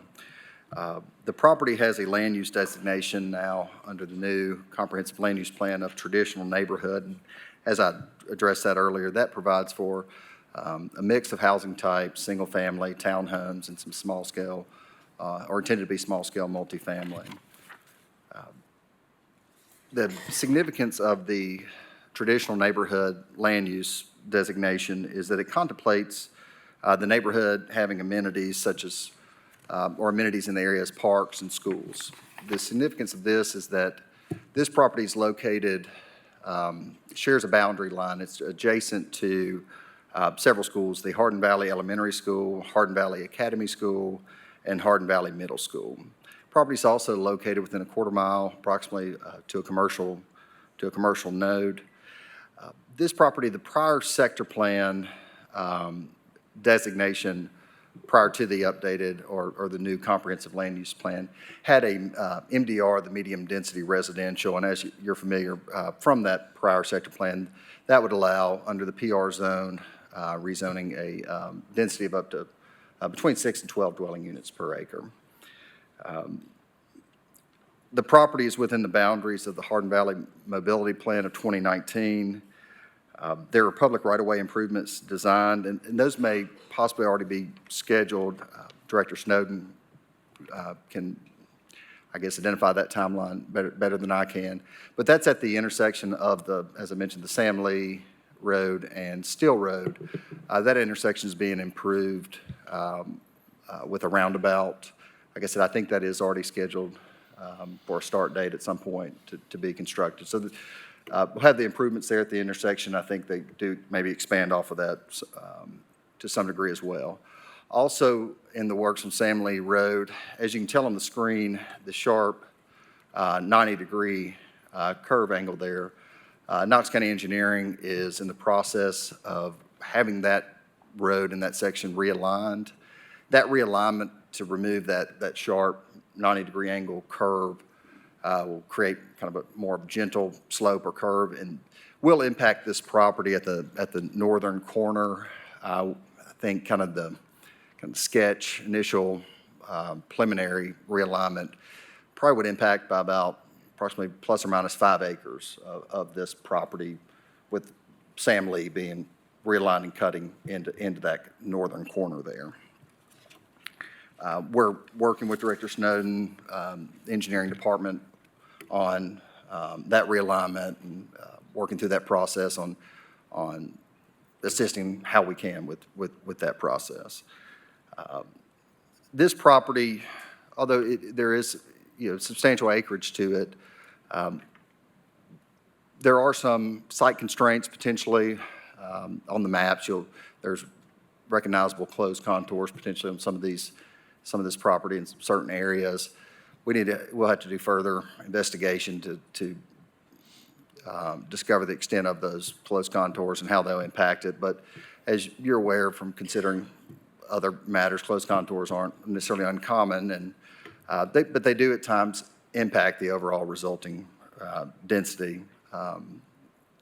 We submit the requested rezoning provides a great opportunity to develop housing at an appropriate density where there are existing public infrastructure, public amenities, and supporting infrastructure. We ask that you approve the staff recommendation to rezone the property to plan residential at a density of up to 8 dwelling units per acre because it's consistent with the comprehensive land use plan and supported by the residential amenities in the area. Thank you. Thank you for your comments. I'd remind the opposition to try to do the best you can to split up the 5 minutes between yourselves if you could. Jeff McCormick? Yes, William Nichols, 11400 Valley View Landing Lane, which is adjacent to this property. This zoning request is not compatible with the existing 14 subdivisions within a 2-mile radius of this property, which lays north of Hardin Valley Road. All 14 subdivisions are zoned single family. Usually 4 single-family houses per acre. All single-family homes are adjacent to the west of this property. The north edge of the property are single-family, and there's been created a new single-family home on the east side of this property. To the south is located Hardin Valley School, so there's no exit east or west, only north. I have pictures if you'd like to look at them as the road there on Hardin Valley. Consistency. Your growth plan has been very consistent over the last 30 years. You've said that this area is all zoned single-family homes. You just got through approving 2 new subdivisions, one on Couch Mill and one on Sam Lee Road as single-family homes. Why, I'm asking now, why are you going to deviate from 30 years of zoning single-family homes? Why are you deviating from what you've done in the past, and you did today? Density, they're saying 8 units per acre is roughly 50 acres. Usually, there could be, taking in consideration parking and roads into that development, there could be 30 housing units, single-family units, with 2.3 families per unit. Or it could be 600 units if we use apartments. So now we've got roughly 600 family units living on this property. Or it could be 1,300 family units living on this property. The other problem is there's only one entrance and one exit onto this property, onto Sam Lee. If you've been out there, you realize how narrow, it's not 24 feet wide all along Hardin Valley. Some of it is less than 24 feet. There's no shoulders, there's just ditches. If you take into consideration the families, say 600 families living there, they have 2 cars. So you dump, say, 600 family units with 2 cars, that's 600 cars that'll be making trips during the day from that property. So you take 4 trips, which is normal, that's 2,400 trips off of this property into Sam Lee onto Still Road. And also, there's the issue we have now, there is farm equipment travels up and down Couch Mill, Still Road, Swofford, and Mr. Nichols, we have some other folks that want to sign up to speak here. If you mind wrapping that up? let me say this. This past year on Sam Lee, there's a school bus wreck. Okay? That's how narrow this facility is. Part of this property to the south is in the school area. You're going to have some kind of retention ponds. That would be on the southeast corner. The schools are using this floodplain area for ecological studies at Hardin Valley Schools. So you're going to contaminate that facility. I'm not opposed to single-family housing. Let me get that straight. But I am opposed to multi-unit because we could have between 300 and 600 units. Thank you for your comments. Thank you.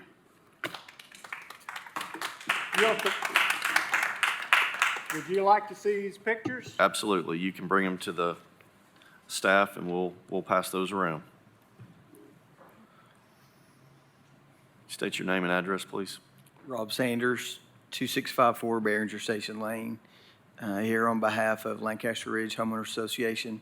I'm going to be extremely brief. I agree with most of what he said, other than I trust that the infrastructure issues on Sam Lee Road will be taken care of. I know Jim Snowden.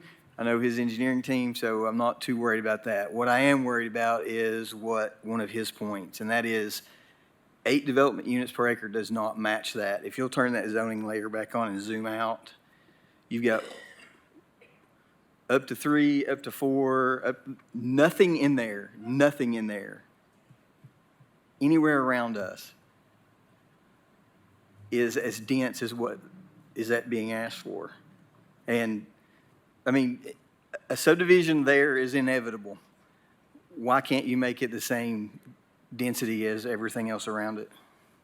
That's all I've got. Thank you for your comments.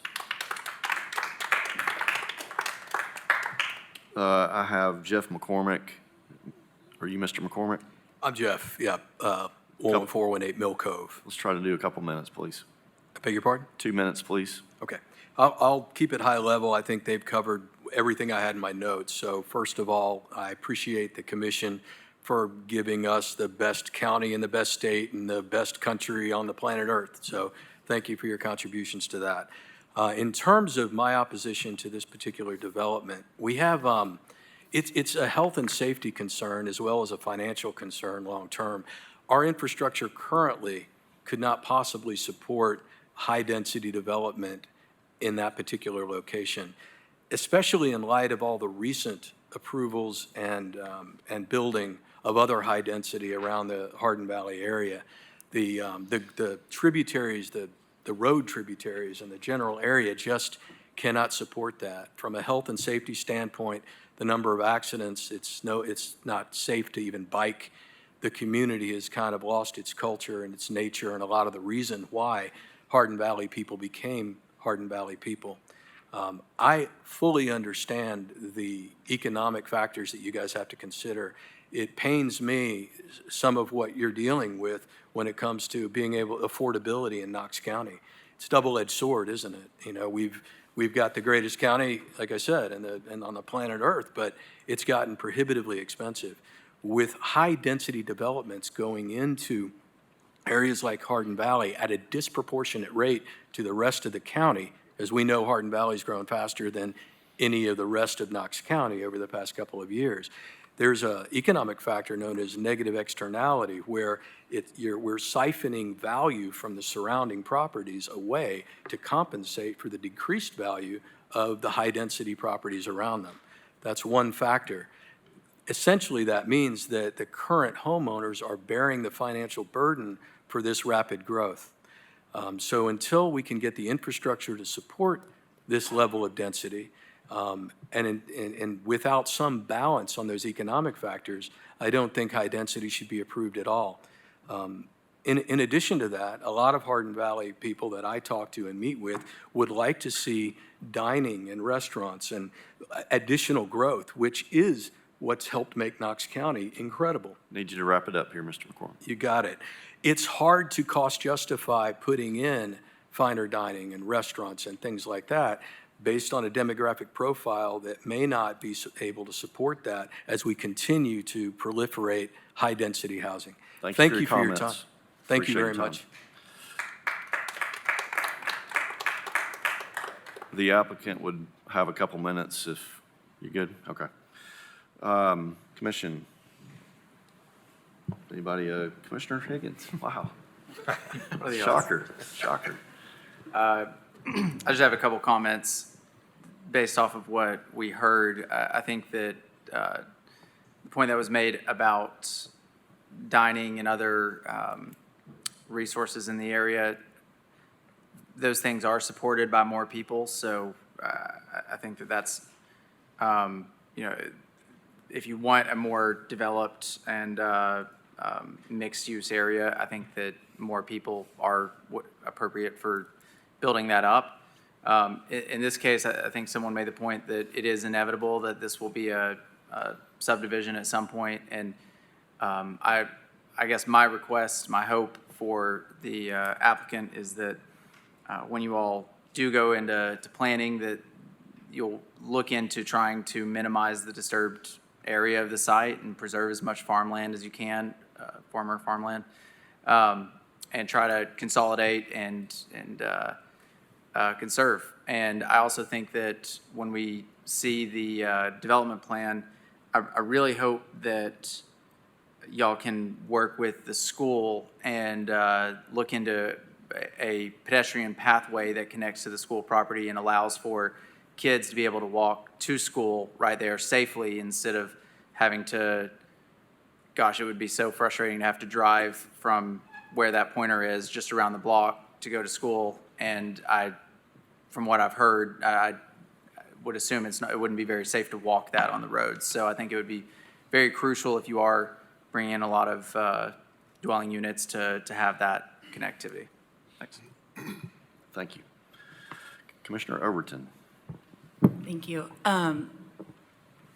I think that this is a great spot to put multifamily housing right by the school system. It reminds me a lot, I'm a Farragut girl, so it reminds me a lot of the condos and apartments, not the new ones that everyone's mad about, the ones that have been there forever off Grigsby Chapel and Campbell Station, that are right near the school, and it provides opportunities for people that are in between. Like, a lot of my friends built houses, or their parents did.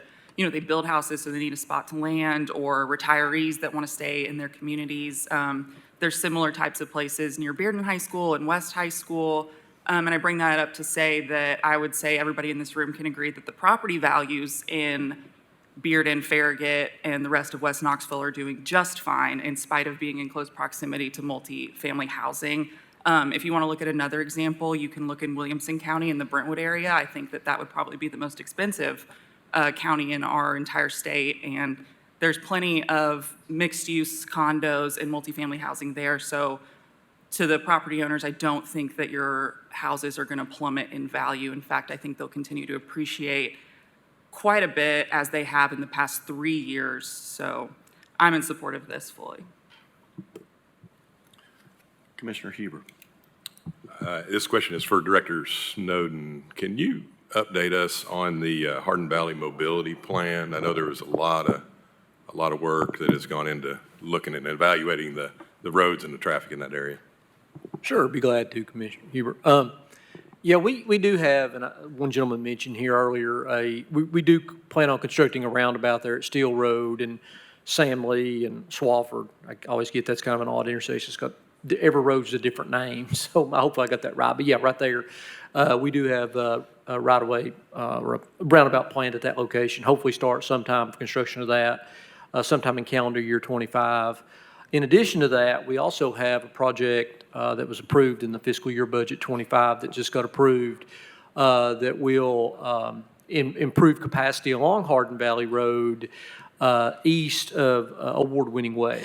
As you're driving, Hardin Valley Road is primarily a 3-lane facility now, but it's 40 feet wide with 12-foot lanes. So as you're kind of leaving the school going to the east towards Pellissippi, obviously you have a lot more commercialization, and that's where most of the delay occurs.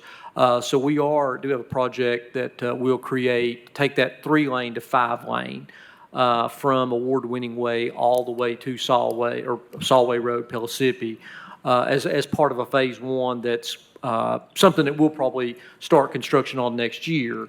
It doesn't require a lot of work because a lot of it's just kind of repurposing the existing asphalt and kind of narrowing some of the lane widths. So that project will probably be implemented in the next 18 months to 2 years.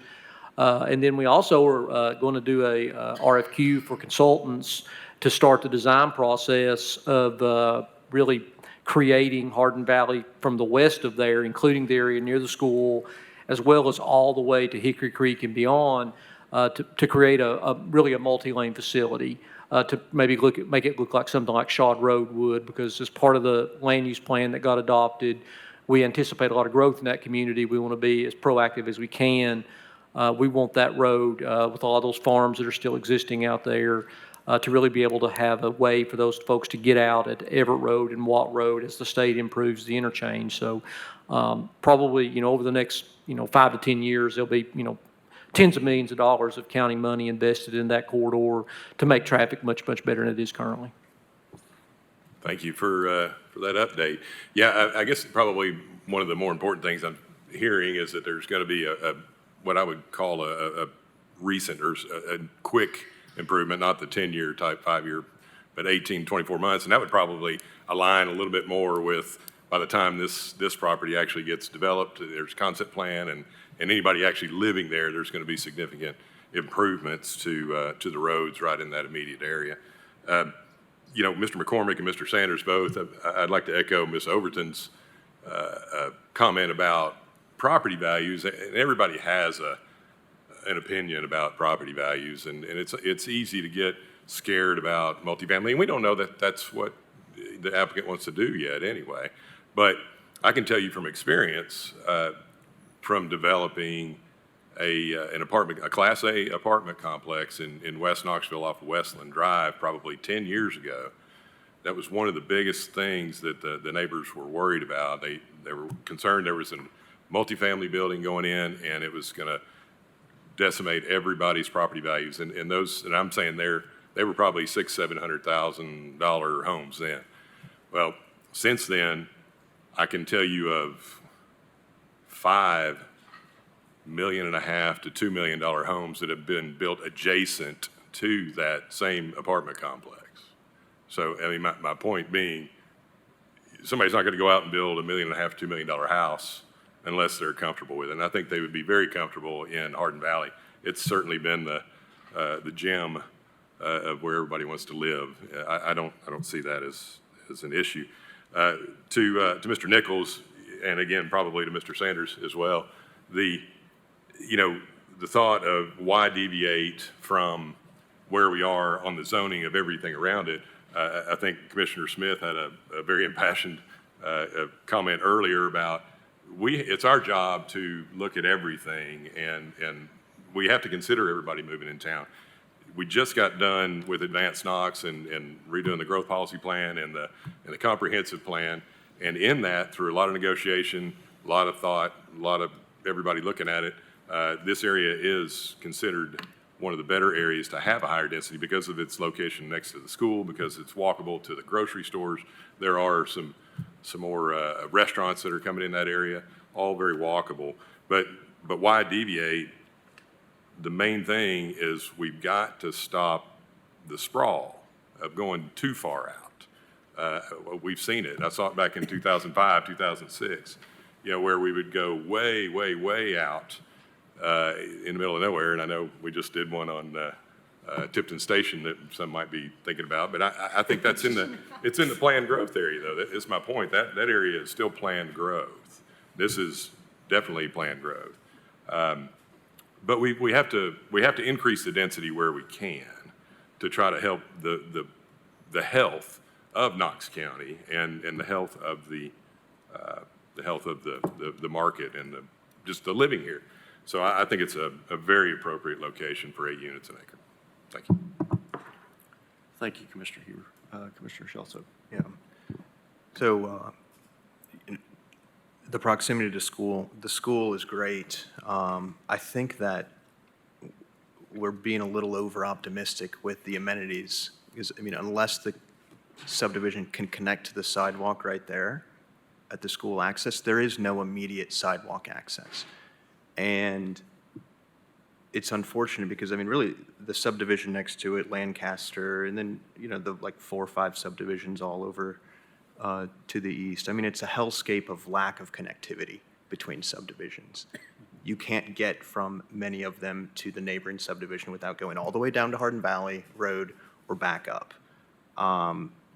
So I think we're a little optimistic with the amenities. I hope that that can be fixed with some improvements. But I think in the immediate, school access road would be pretty imperative, at least for pedestrians. But the short-sightedness of us not requiring concept plans to have stub outs to some of these neighboring parcels, that if we would have had a stub out in Lancaster, there's sidewalks in there, this would have immediate sidewalk access right away.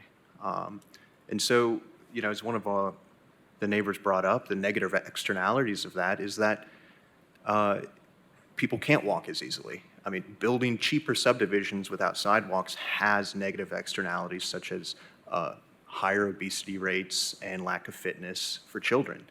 And so it's important that we keep that in mind. And this is my last meeting, so I'm going to say some things like this, but you guys need to remember that going forward. So I think, from what I understand, the improvements that the county is talking about would include sidewalks, just for the record. Commissioner Smith, I think, was next. Well, I was just listening through all this, I don't really have a comment. I was just going to make a motion to approve the PR zone with up to 8 dwelling units because it's consistent with the Knox County Comprehensive Plan and supported by residential amenities per staff recommendation. Second.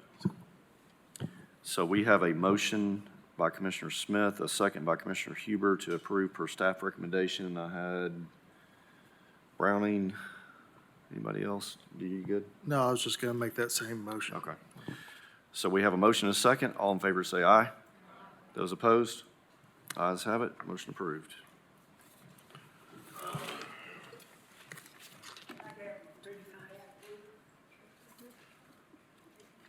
The next item, what? He wants his photographs back. The next item on the agenda is item number 25, 6N24RZ. The applicant's Justin Harvey. The location is the north side of Ball Camp Pike, the northeast of Middlebrook Pike. Approximate size of the tract is 4 acres. The present zoning is PR planned residential up to 5 per the acre. The zoning requested is PR planned residential at 12 per the acre. The staff recommendation is to approve the PR planned residential zone up to 12 per the acre for the lot area within the SMR suburban mixed residential place type only, because it is consistent with the comprehensive plan and changing conditions along the corridor. Is the applicant present? Justin Harvey, Anthem View Lane, 37922. Is there any opposition? Here. Okay, I'd like to defer, please. all right. If you don't mind, Mr. Chairman, there are two people. Can we just ask them to stay to 2.5 minutes each so that we don't run up against that? we, I'll let the other go first if she'd like to. I think she has more important things to say than I do. so who else would that be? Okay.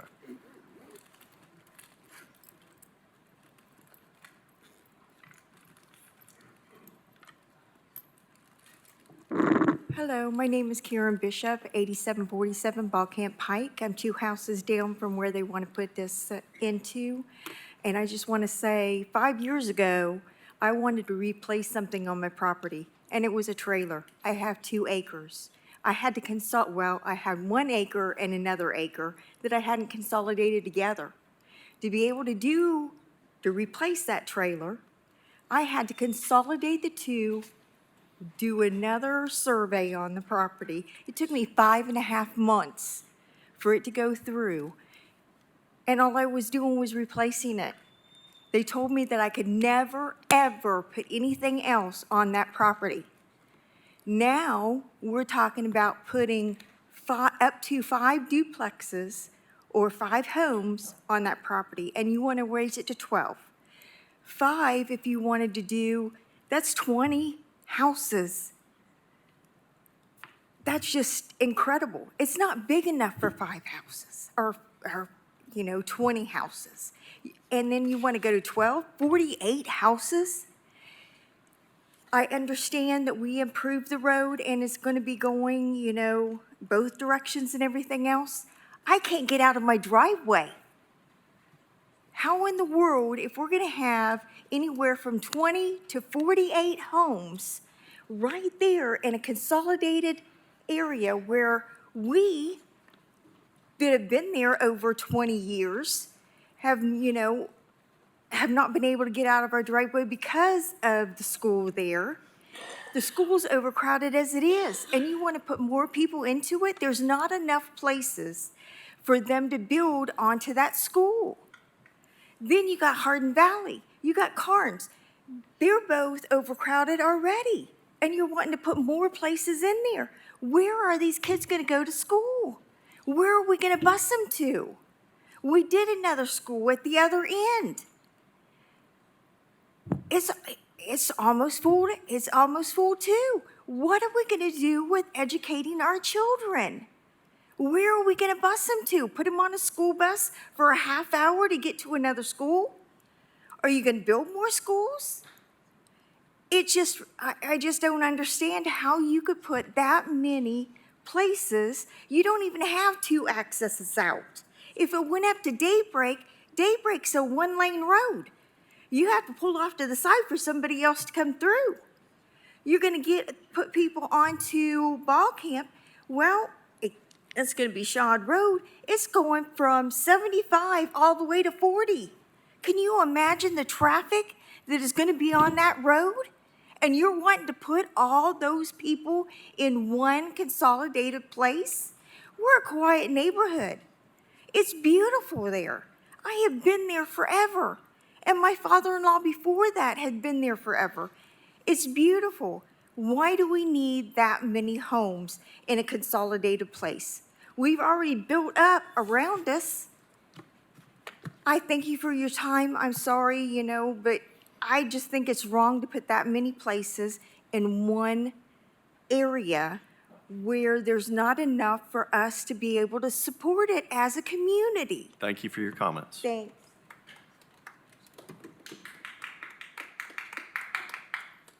All right, I'm Becca White. I live at 9519 Daybreak Drive on that 1.5 lane road that she mentioned. I submitted a letter about a week ago. Don't know if y'all have read it or not, but I since then have run around the neighborhood and gathered about 24 more signatures on it. Should I bring those up?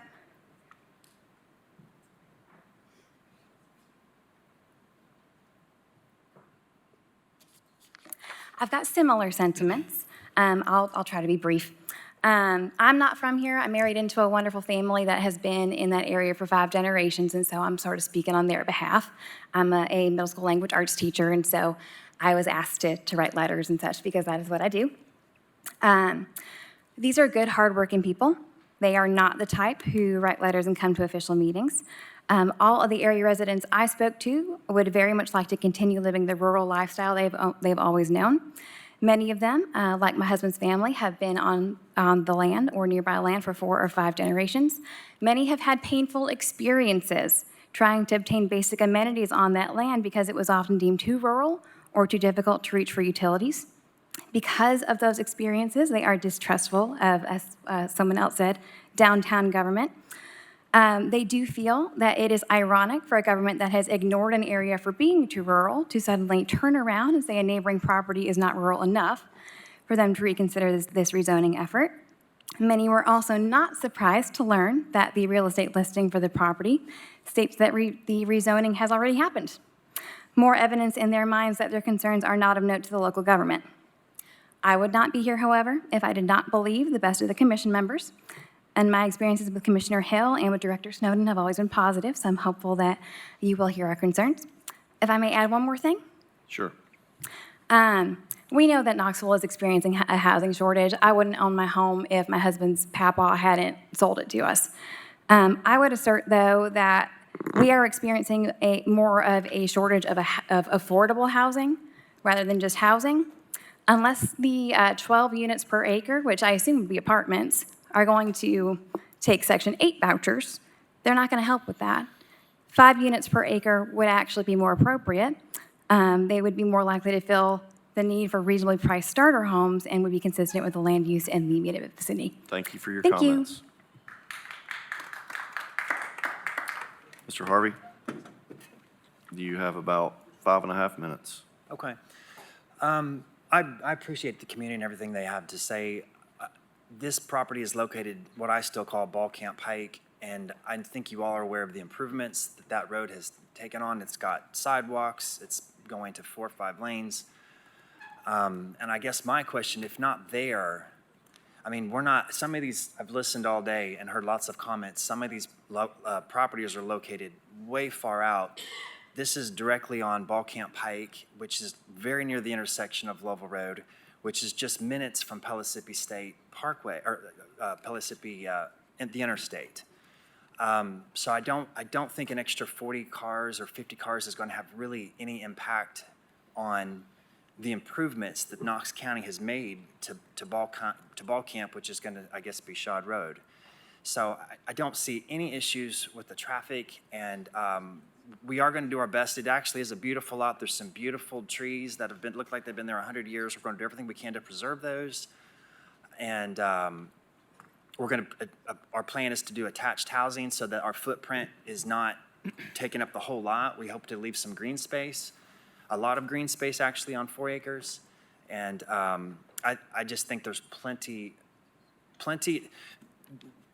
One of the ladies here, and then there's another gentleman that mentioned the shortage of housing. It is a real factor, and as the next generation comes, it's only going to get worse. And so we've got to do everything we can to help mitigate the housing. And at the same time, another gentleman mentioned we got to do it responsibly. I believe this is a very responsible piece of property to put, 12 units per acre on because, again, it's located right on Ball Camp where all of the road improvements have been. If this was another road or a two-lane road or something, we would never have asked for that amount of units. And frankly, I feel like we could have even asked for more.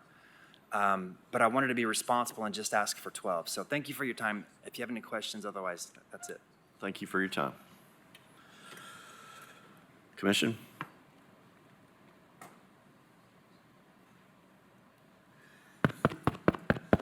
Commission? Turn it on. It's not broken. Just a second. I'll jump in if, Commissioner Huber. yeah, I think we're seeing a lot of transition from where we were dealing with sector plans and things like that to the new comprehensive plan, which is which is changing some of the areas to rural, changing other ones to planned growth, changing some to urban. In this area, it changes it to the suburban mixed use, which again encourages the higher density. As long as it's respectful, built more similar to a single family home. I think it's a great location. It is on the new Shad Road connector, which is just an incredible road. Once it finally gets completely finished, but it's only I don't know how many feet away from the intersection of Middlebrook Pike too. So that, another major thoroughfare down there. I don't know if anybody else has any other comments or would wish to keep rolling. All right.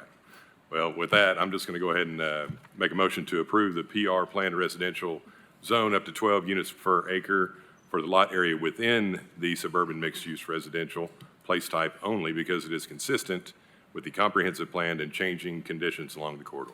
That's it. Barger. Commissioner Huber makes a motion that we approve per staff recommendation, seconded by Commissioner Barger. All in favor say aye. Those opposed? The ayes have it. The next one on the agenda is item number 28. We pulled that off of consent, I think, before you were here.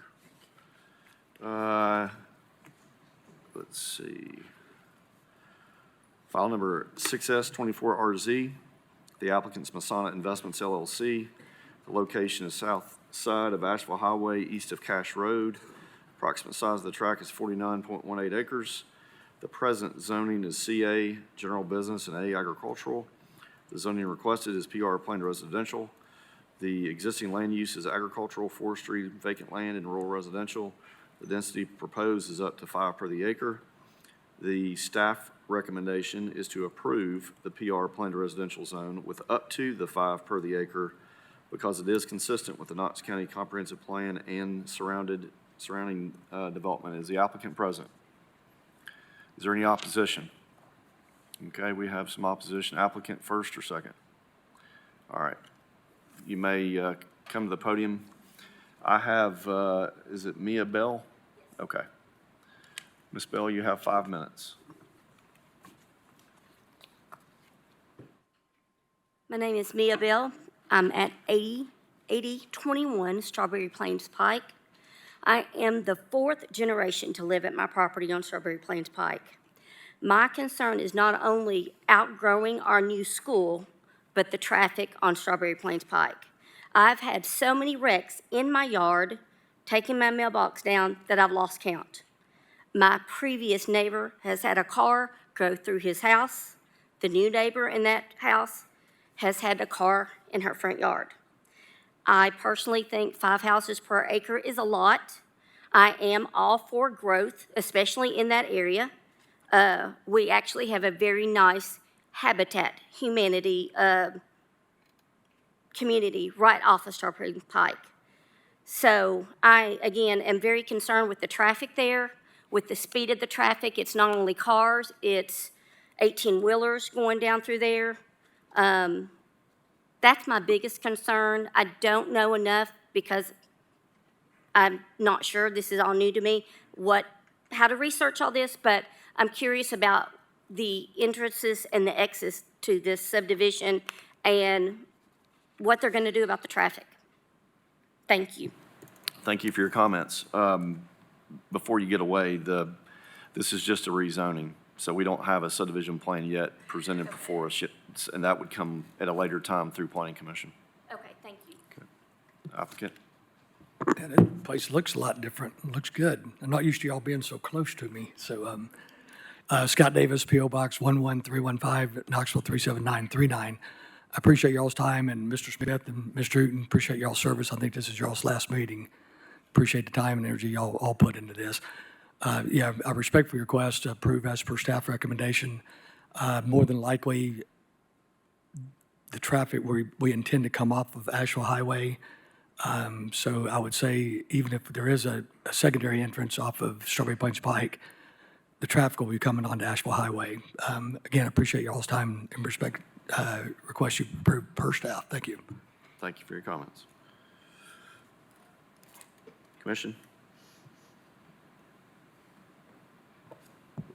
Commissioner Huber? Yeah, I think this is, I mean, especially being on, directly on Asheville Highway, I think it's a good location for that. And plus, part of it's already zoned commercial. I think 5 units an acre is good. I'd like to make a motion to approve planned residential zone with up to 5 dwelling units an acre because it is consistent with the Knox County Comprehensive Plan and surrounding development. Second.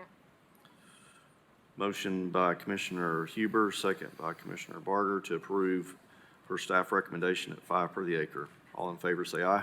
Aye. Those opposed? Motion approved.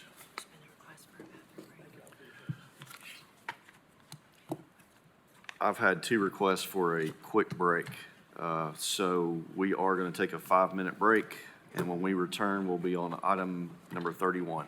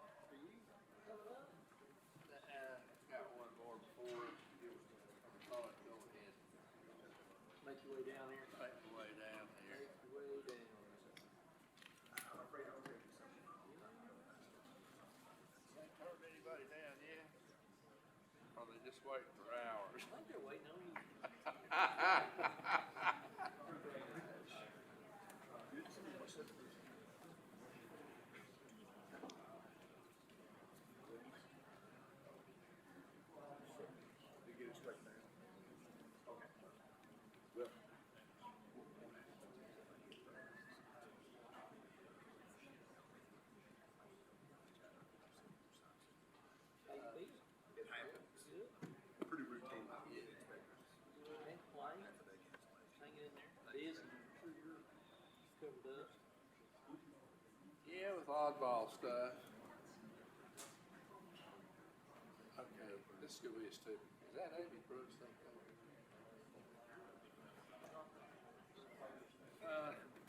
No, I'm not talking about her. But is she sitting next to the chair? To the right, or to your left. She looks different. She looks way. That's what she should have done. She had short hair now. Yeah. Do you? Yeah. Well, I like it. She's got a pretty face.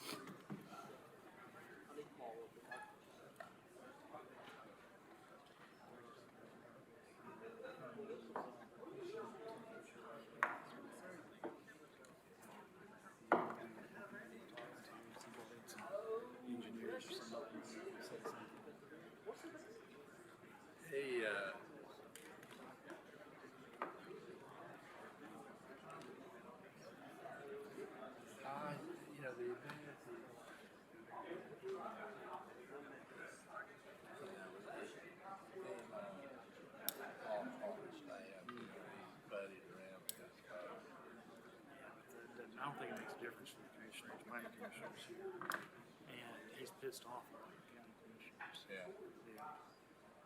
Well, I'm pretty much good with county commissioners. This guy's here.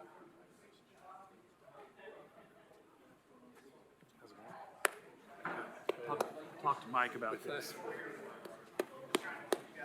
They can only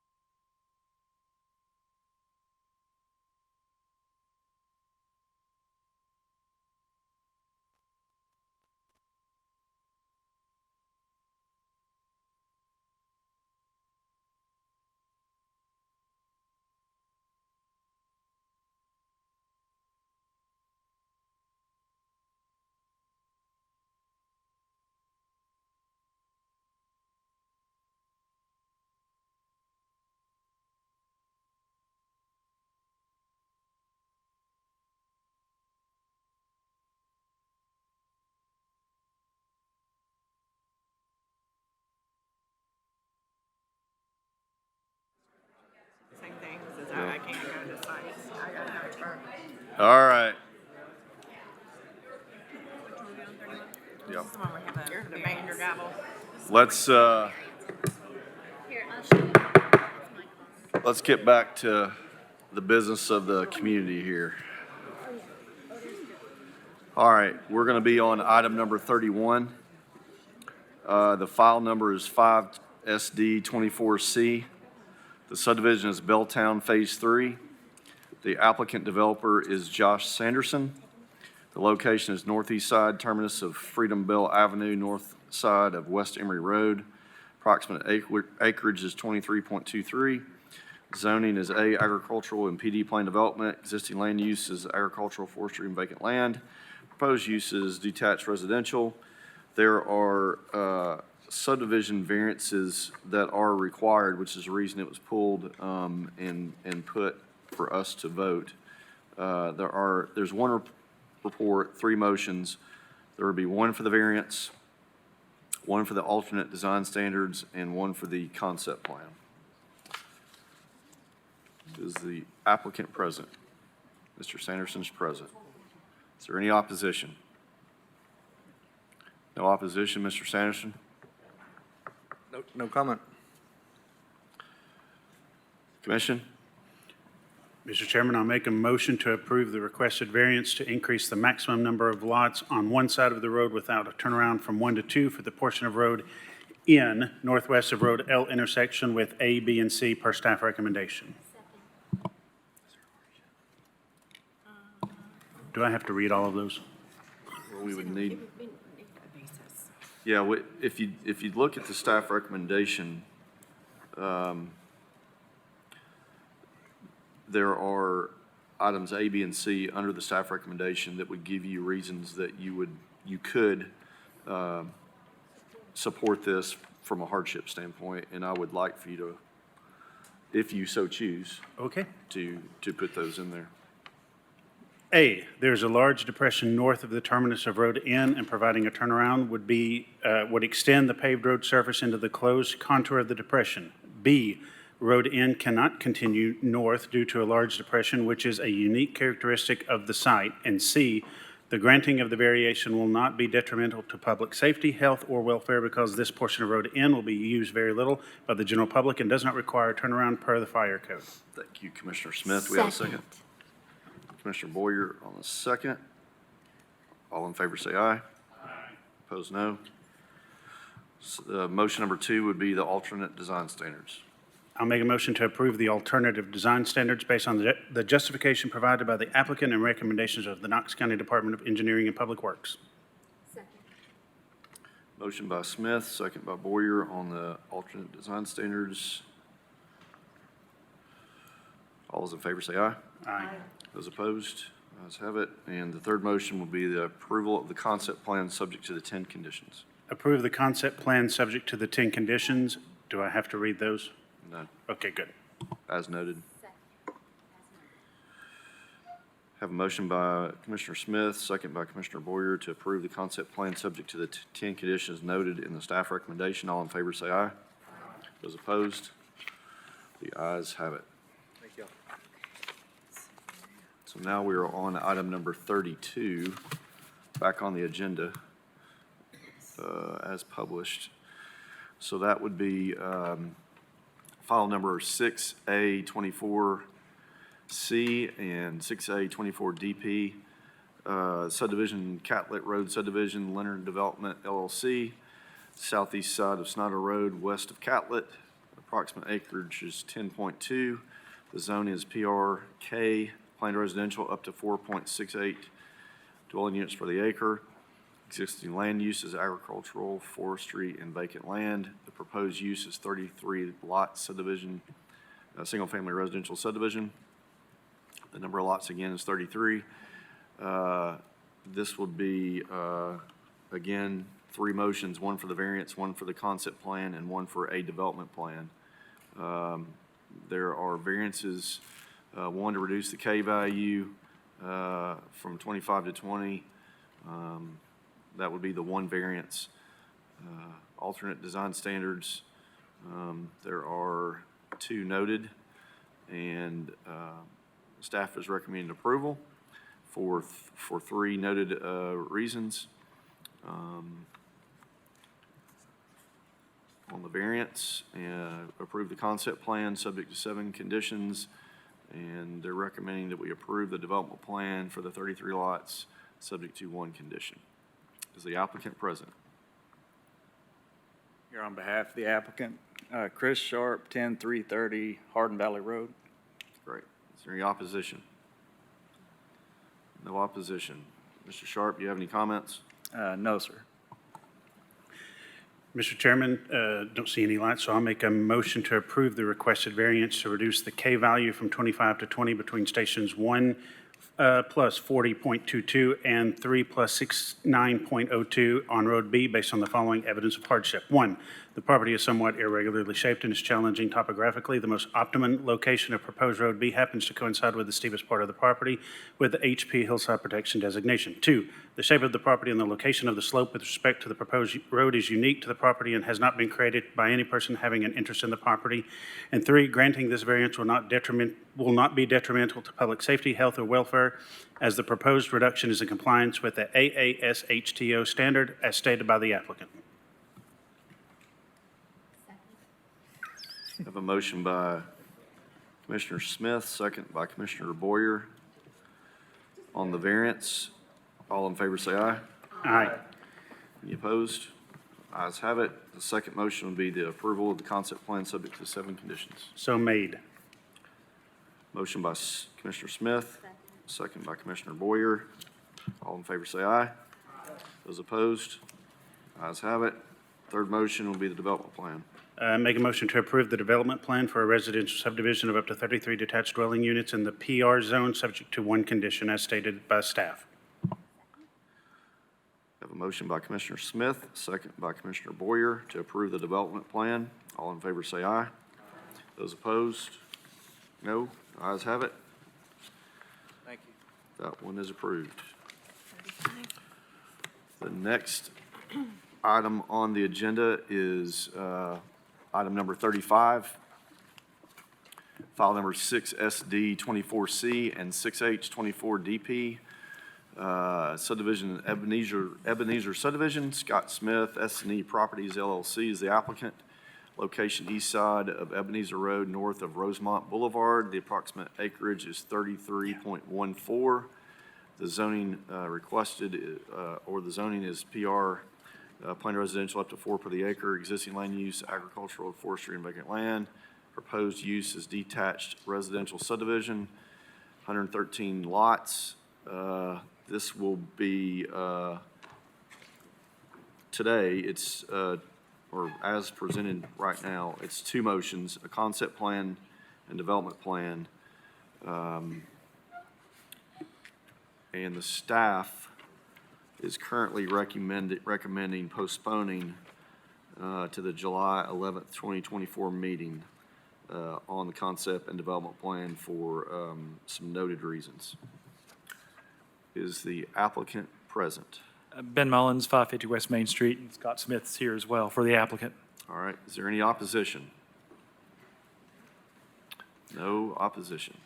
Not aware of any opposition. If you'll recall, this is one where we worked really diligently with the neighbors there in Briar Glen and Suburban Hills to work out some conditions for the zoning. And as I understand it, and Mr. Reynolds can correct me if I misstate anything, the reason for the recommendation for the postponement were some changes to our concept plan and the issue of the having the landscape plan submitted. We were actually able to get our landscape plan completed and submitted yesterday afternoon.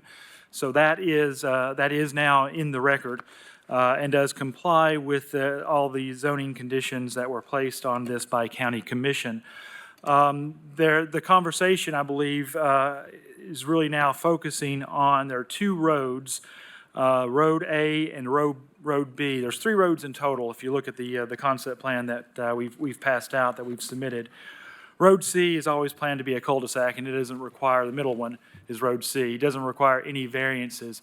As a condition to our contract to purchase this property from the family, we were committed to doing these connections to their property to the north, which has not been rezoned or it's not been developed yet. So they would be able to extend that development into that property there to the north, which I heard some of the commissioners talk about that being something that they would like to see, is some more connectivity, which is a little ironic because the neighbors around us did not want connectivity into their neighborhoods, but we're asking to make sure we do have connectivity to that property in the future as it gets developed.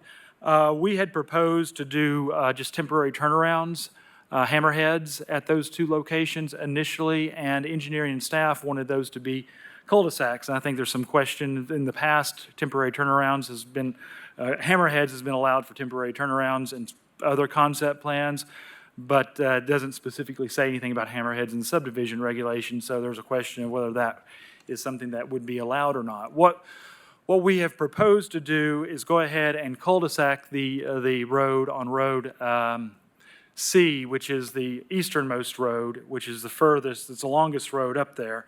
And we still want to do a temporary hammerhead on Road B.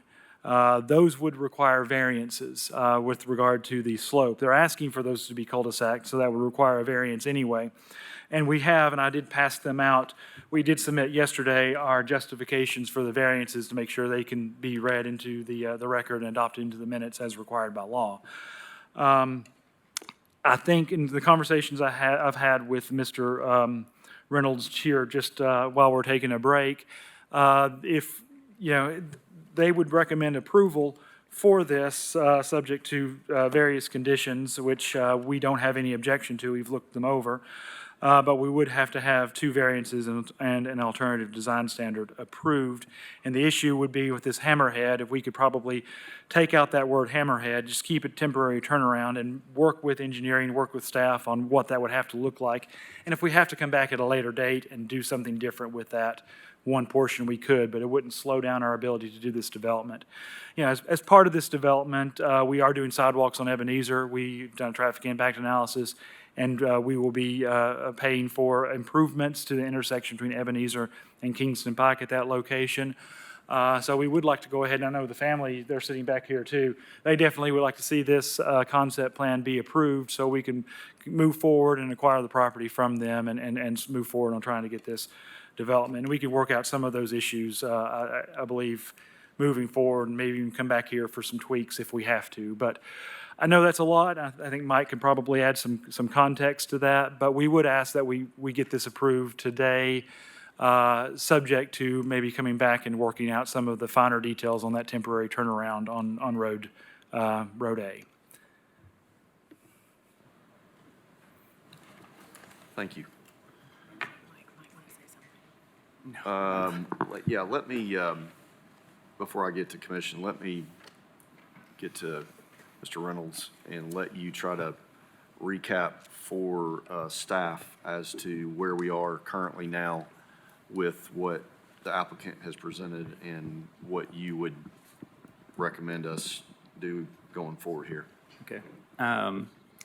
Just to clarify a couple items, so that we do have a landscape plan that was presented yesterday. There's actually two versions in that packet. One is on the concept plan, which is very basic, just kind of showing a line of trees around the property as required by the zoning condition. The other landscape plan is a bit more detailed, but it does have some areas where we want to use existing vegetation. The variant or the zoning condition was specific to providing landscaping along the entire property length. I think that's something that can be worked out during permitting, but I mean, literally the zoning condition says a certain thing, and so we'd have to make sure that the zoning condition is being followed through with. The other item, the variance for the Road B, so the variance request as of right now says to increase the maximum slope through a hammerhead turnaround on Road B. And we, as Mr. Mullins mentioned, that would be, could potentially be changed to just kind of eliminate the hammerhead word and just say turnaround. So they increase the slope of the road grade through the turnaround on Road B. Condition number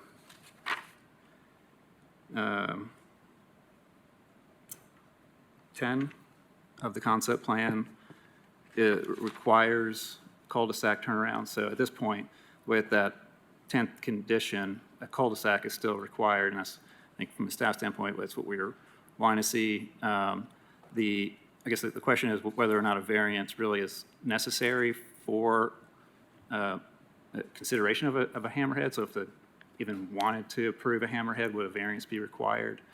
As of right now, we're thinking yes, it will be required. It's not part of their current request to have the well, it's not one of their requests to ask for a variance for the hammerhead right now. I think if the Planning Commission approved the request, modifying that one variance is to eliminate the word hammerhead, to say it's a turnaround through increasing the grade of a Temporary. temporary turnaround, then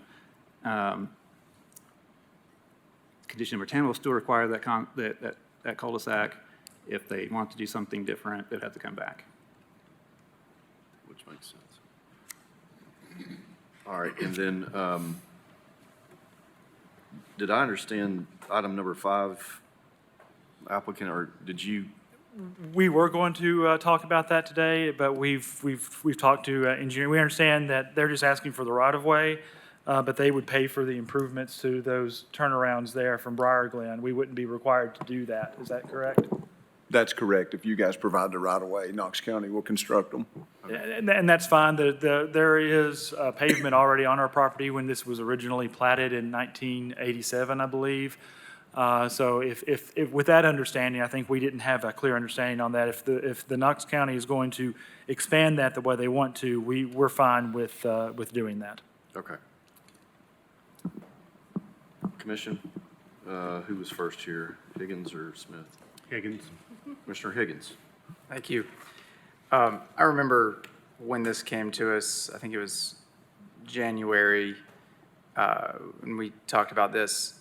I remember specifically saying that I would not be able to support this without stub outs to the adjacent neighborhoods that already have stub outs to this property.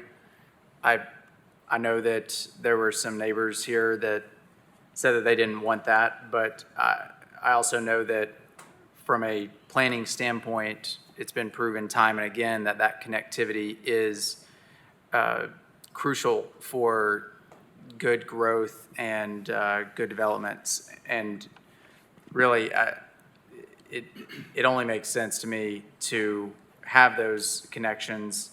And someone had the forethought that it would be good at some point because they're already laid out right there. So I think the neighborhood to the south, Rosemont Boulevard, Heathwood Bend, maybe not, but I don't think both of those need to be connected.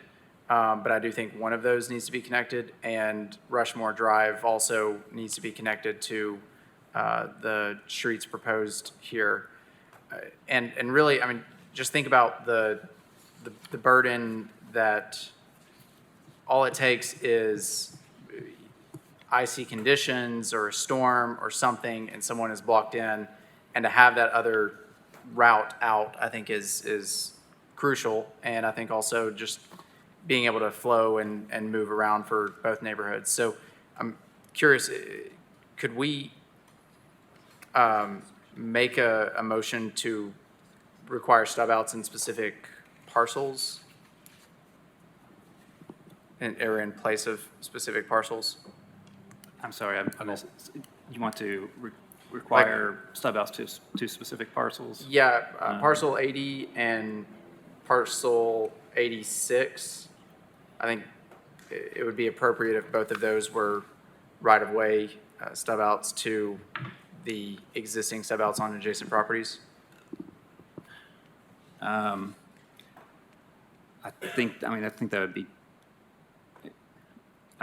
technically you wouldn't be making a connection, I guess, to the adjacent subdivision. I think that kind of is not in what was intended with the zoning conditions, but I mean, Commissioner Higgins, if I could respond to that. Sure.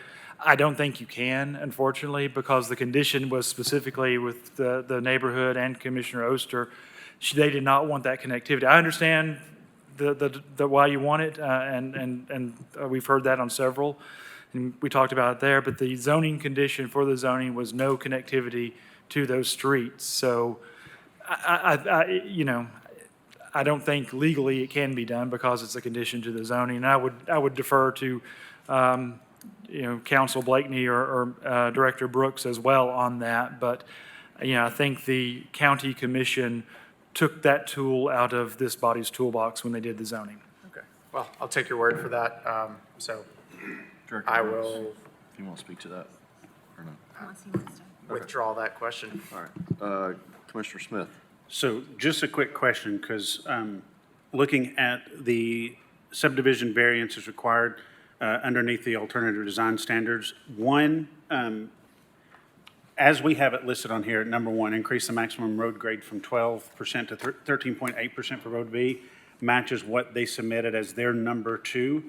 However, I'm not seeing what they submitted in as attachment one of number one, which is increase the maximum slope through the proposed cul-de-sac of Road A to 11.75 on the condition. So do we need to add that into the variance? Is my question. I think it's more just changing it, isn't it? I believe. Let me see. Well, there's nothing in there right now about Road A. We only have Road B and Road C listed. For the road grade? Yes. Road is,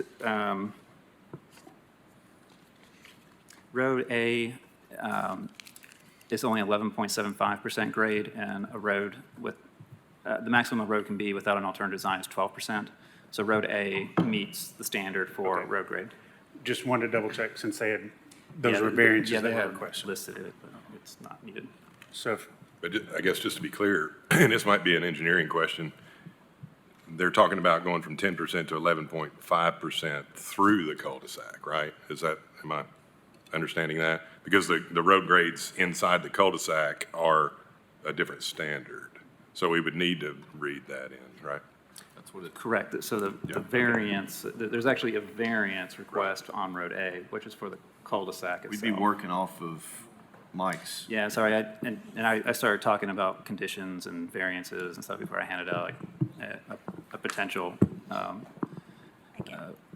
just want number of conditions. Yeah, I but- want to clarify. So we got this kind of late. We haven't had a chance to all get together as staff to work this out, but Mike did put this together this morning. I think did it just get passed out? I think that's what Ms. Warner just passed out. So it's separate than what the applicant passed out. well, I've got them all in my hands, didn't pass them out. Yeah. Sorry, I was talking when it came through, so my apologies. Okay, so that was where my question was coming from. Okay. So I see other lights, so I'll wait to make a motion, and I'll start drinking some more coffee. Commissioner Barger. I just want to be clear, this is what you would recommend if it didn't say postponement, correct? Like That- in the Yes. original, okay. With the one, that number two, we would cross out hammerhead. Hammerhead, correct, okay, just double check. And, Again, I'm yeah. a little uncertain about the hammerhead piece. And I might, again, whether or not that actually requires a variance, even if we struck out hammerhead. So, and I think that the Yeah, I Knox think County in- colleagues are on the same page with this. And maybe another alternative would be to say, hey, this will be dealt with at a future, at another phase, if the applicant was willing to do so. I want to be very careful and very clear that if it requires a variance, we need to do that today during this approval. And I'm not, to be honest, I'm not certain whether or not it requires a variance. So it takes a little bit more. Ms. Brooks, I mean, would it, just the belt and suspenders, would it be better to go ahead and approve a variance and then not have to use it versus, I'm just thinking out loud. I'm not sure exactly what the justification, again, we just haven't had time to talk about this. But yes, if we're going to approve it today, we need to figure out what the variance would be. That's my opinion. I don't know if my colleagues at Knox County have a different opinion or not, but. We agree. We believe the subregs require a cul-de-sac, and so in order to put in a hammerhead, they would need a variance for that and provide justification for that.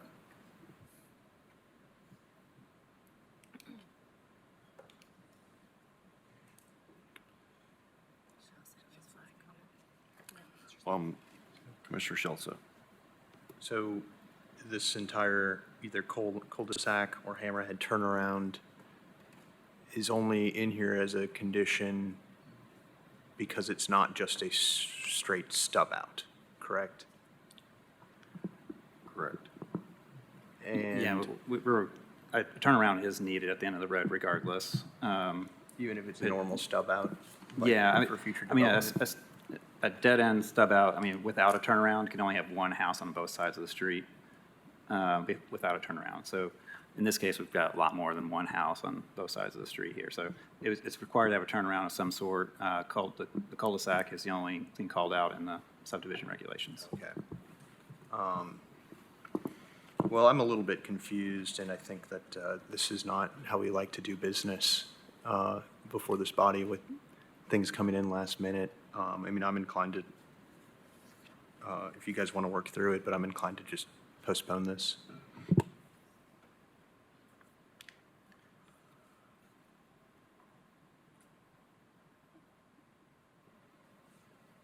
Would we, did we not talk about if there was something different that would be required with Road B if it didn't meet the guidelines of what we approved, that they would have to come back with a revised concept plan prior to any final plat being approved? Or I'm just trying to talk through this so we don't miss something intentionally. Yeah, my understanding is the request was to put a cul-de-sac on Road B. Correct? Am I correct? Yes, that's what staff was asking So for. that is a path forward as well. To put that in as a condition of the approval. And that would be an additional condition in 14, Mike? Condition number 10 already says that. So condition number 10 will require a temporary cul-de-sac at the end of Road A and Road B. I think if we can go ahead and approve it with the two cul-de-sacs, and if we want to revise that and change it before final plat, we can come back with another concept or development plan addressing that and trying to justify the variances that. But so we can go ahead and move forward today. Let's go ahead and do it per staff's recommendation on that. That way we're not trying to tie ourselves up in any knots or anything, and then we can look at it and come back later if we need to. So how do we solve for the variances that? Well, we wouldn't need a variance for the hammerhead at that point. It'd be a cul-de-sac, and so the So all we variances would would just need be is- for the different grades, the change in the slope, through the cul-de-sac for the temporary turnaround, which we have cited justifications for that. So, Mike, when we get there, just to make sure, under number 4, if we were to move forward and somebody made the motion to approve the concept plan subject to the 14 conditions, number 10 already spells out that both roads have to have a cul-de-sac. Nothing about a hammerhead. It's just a pure cul-de-sac. Correct. So would we eliminate one of the variances that you have on your list? No, basically you would change variance number 2 to mirror variance number 1. It would say increase the maximum slope through the cul-de-sac of Road B instead of through the hammerhead turnaround on Road B. Okay.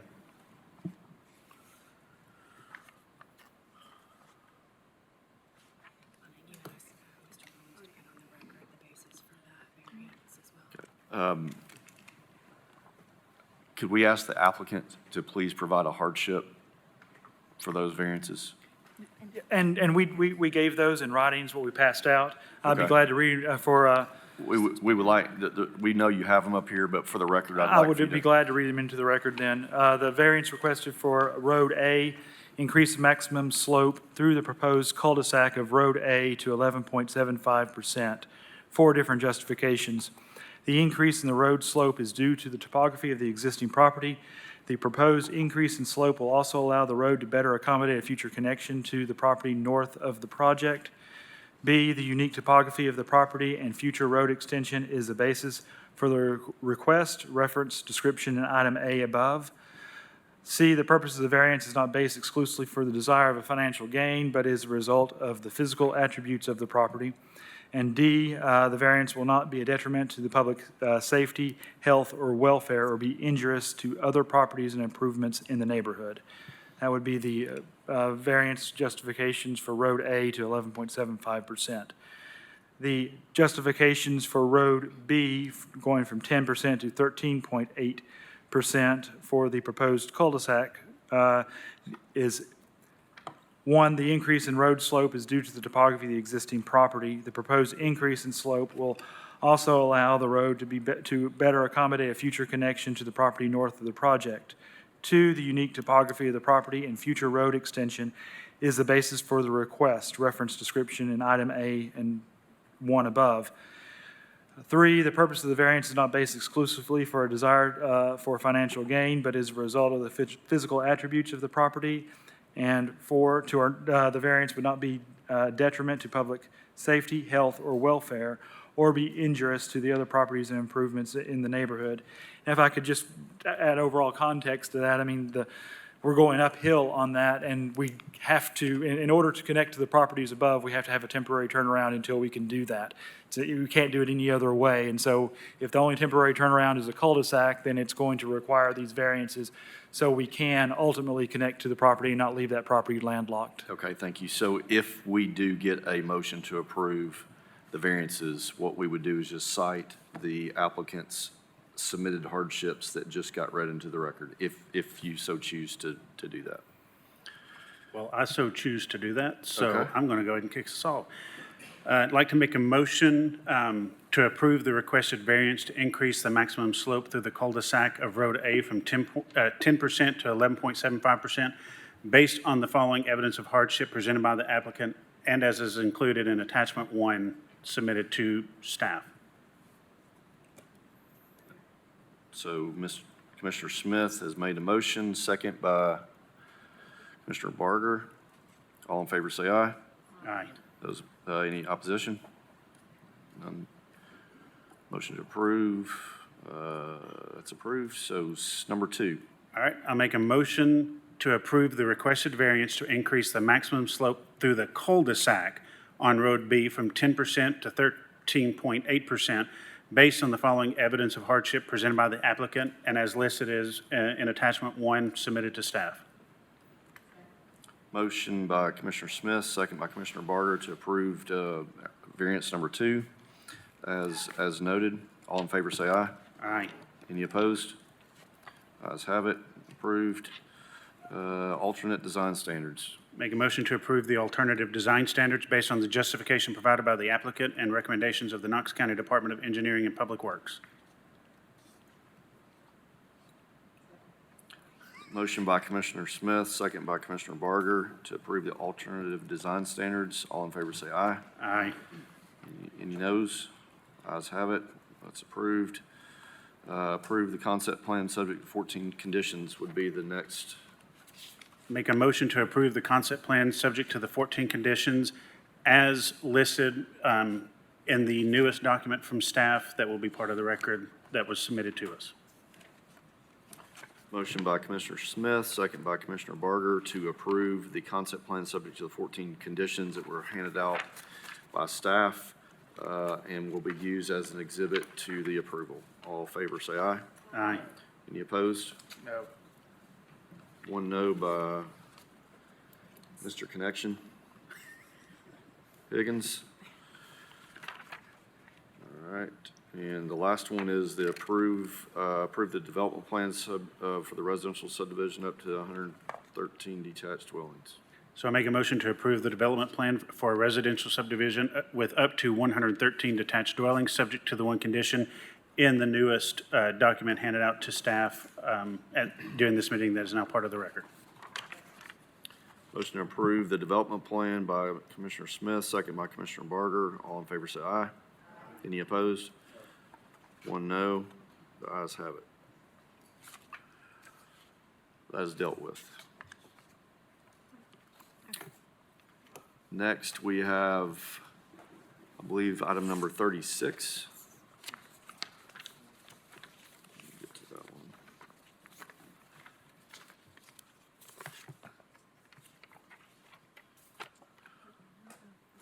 Item number 36, which is file number 6SE24C revised and 6I24DP subdivision is Lantern Park. Applicant developer Ryan Lynch. Location is west side of Mission Hills Lane, north side of Hardin Valley Road. Approximate acreage is 2.9. The zoning is PR, planned residential up to three dwelling units per the acre. Existing land use is agricultural, forestry, and vacant land. The proposed use is a detached residential subdivision. Number of lots is 7. I don't see any variances required. The staff would, or the, excuse me, the staff recommendation is approve the concept plan subject to 9 conditions and approve the development plan for up to 7 detached dwellings on individual lots in Phase 2 of Lantern Park, 25 lots total, and reduction of a peripheral setback from 35 feet to 20 feet on the eastern boundary line of lots 22 through 26, subject to the 1 condition. So we will need 2 motions. Is the applicant present? Ben Mullins, 550 West Main Street, here for the applicant, and Mr. Scott Smith with S&E is here as well. All right. Is there And John Valiant represents LP Partners. They are associated with this also. Okay. Is there any opposition? Okay. Would the applicant like to go first or defer? I would like to start off and then defer the rest of my time until after the opposition speaks, if that's okay. You got the clock. I got the clock. All right. This application is about the approval of 5 lots that have direct access to Mission Hills Lane, 1 lot that has access to Lantern Park Lane, and the relocation of existing stormwater detention facilities. It's not about the 2021 concept plan, which approved Lantern Park Lane, or the 18 lots, buildable lots there, or the 2024 final plat, which has been recorded, allowing those 18 those homes to move forward. This has been subject, and Commissioner Midas, you mentioned, there's been 5 lawsuits on this. One of them we just now got a final order on, and we're within the 30-day appeal period. This is not something we can re-litigate. You know, those 18 lots or the location of Lantern Park Lane, we're talking about just the Phase 2, which addresses the properties there on Mission Hills Lane. I can answer questions about the lawsuit and the history, and I'm sure this may come up with them as well, but from our perspective, what has been approved is not relevant to this. We're talking about what we're asking to be approved on Mission Hills Lane only. So I just wanted to keep that context in mind and be glad to answer any questions about it after the opposition has spoken. Thank you.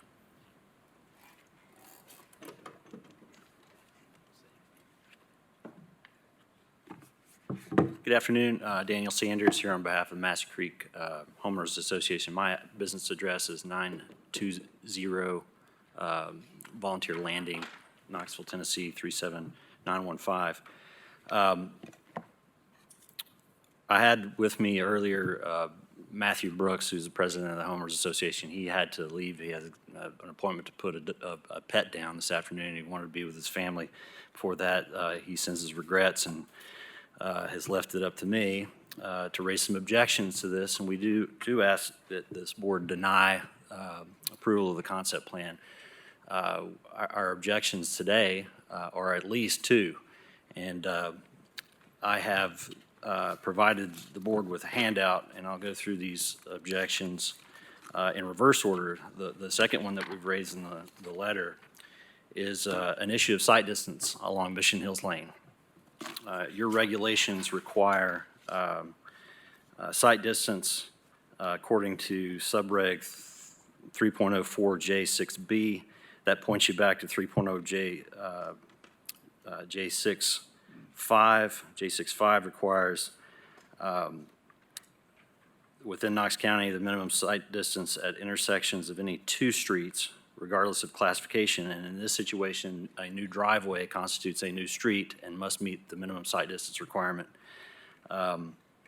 Regardless of classification, shall be measured from a point on a minor road at least 15 feet from the edge of the major road of travelway, and measured from the pavement surface to a height of I at 3 1/2 feet to the minor road to a height of an object 3 1/2 feet above the pavement surface on the major road. The minimum site distance at an intersection at this particular road is 250 feet because it's the minimum, but it's also a 25-mile-an-hour posted speed limit. We've We've got some pictures there for you. There's a median. Master Creek Boulevard, or Mission Hills Boulevard is a median. It's constructed with a sign, several hedges and some trees and some light posts. All of those items restrict sight distance. We've got a picture here of the height of the sign. The height of that sign is 4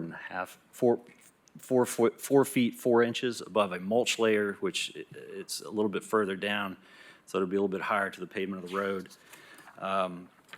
We have some pictures here of some landscaping that is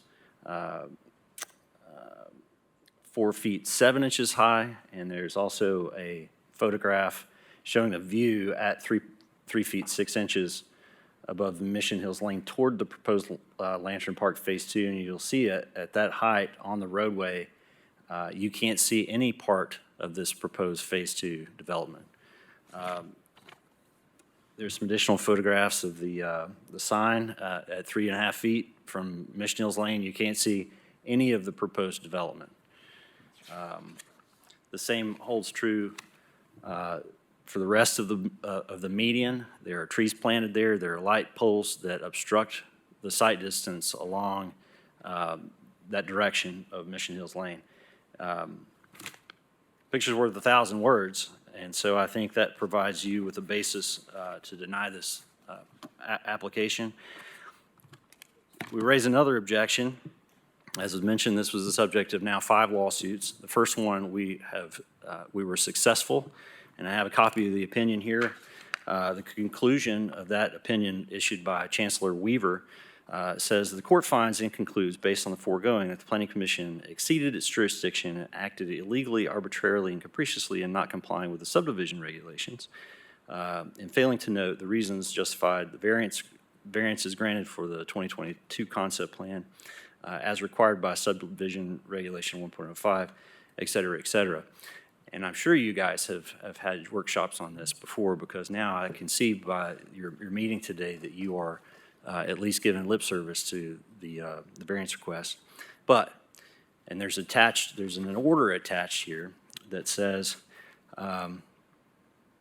therefore, the court must remand the case to the Planning Commission for compliance with the statutory scheme and subdivision regulations. That's the memorandum opinion. The court order reads as follows. In accordance with the memorandum opinion, the case is remanded to the Planning Commission for compliance with the statutory scheme and the subdivision regulations, such as, and it gives some examples of things that you should do, and ensuring that the concept plan complies with all applicable requirements of the subdivision regulations, including but not limited to, and it gives some additional citations to your subdivision regulations. You are not doing that in this case. This subdivision concept plan was remanded to you with instructions to follow the rules. Instead of following the rules, you allowed the developer to withdraw this. You are in violation. Doing this is in violation of the court order and a subversion of the process for developing these subdivisions in Knox County. We ask that you deny this concept plan. Thank you. Thank you for your time.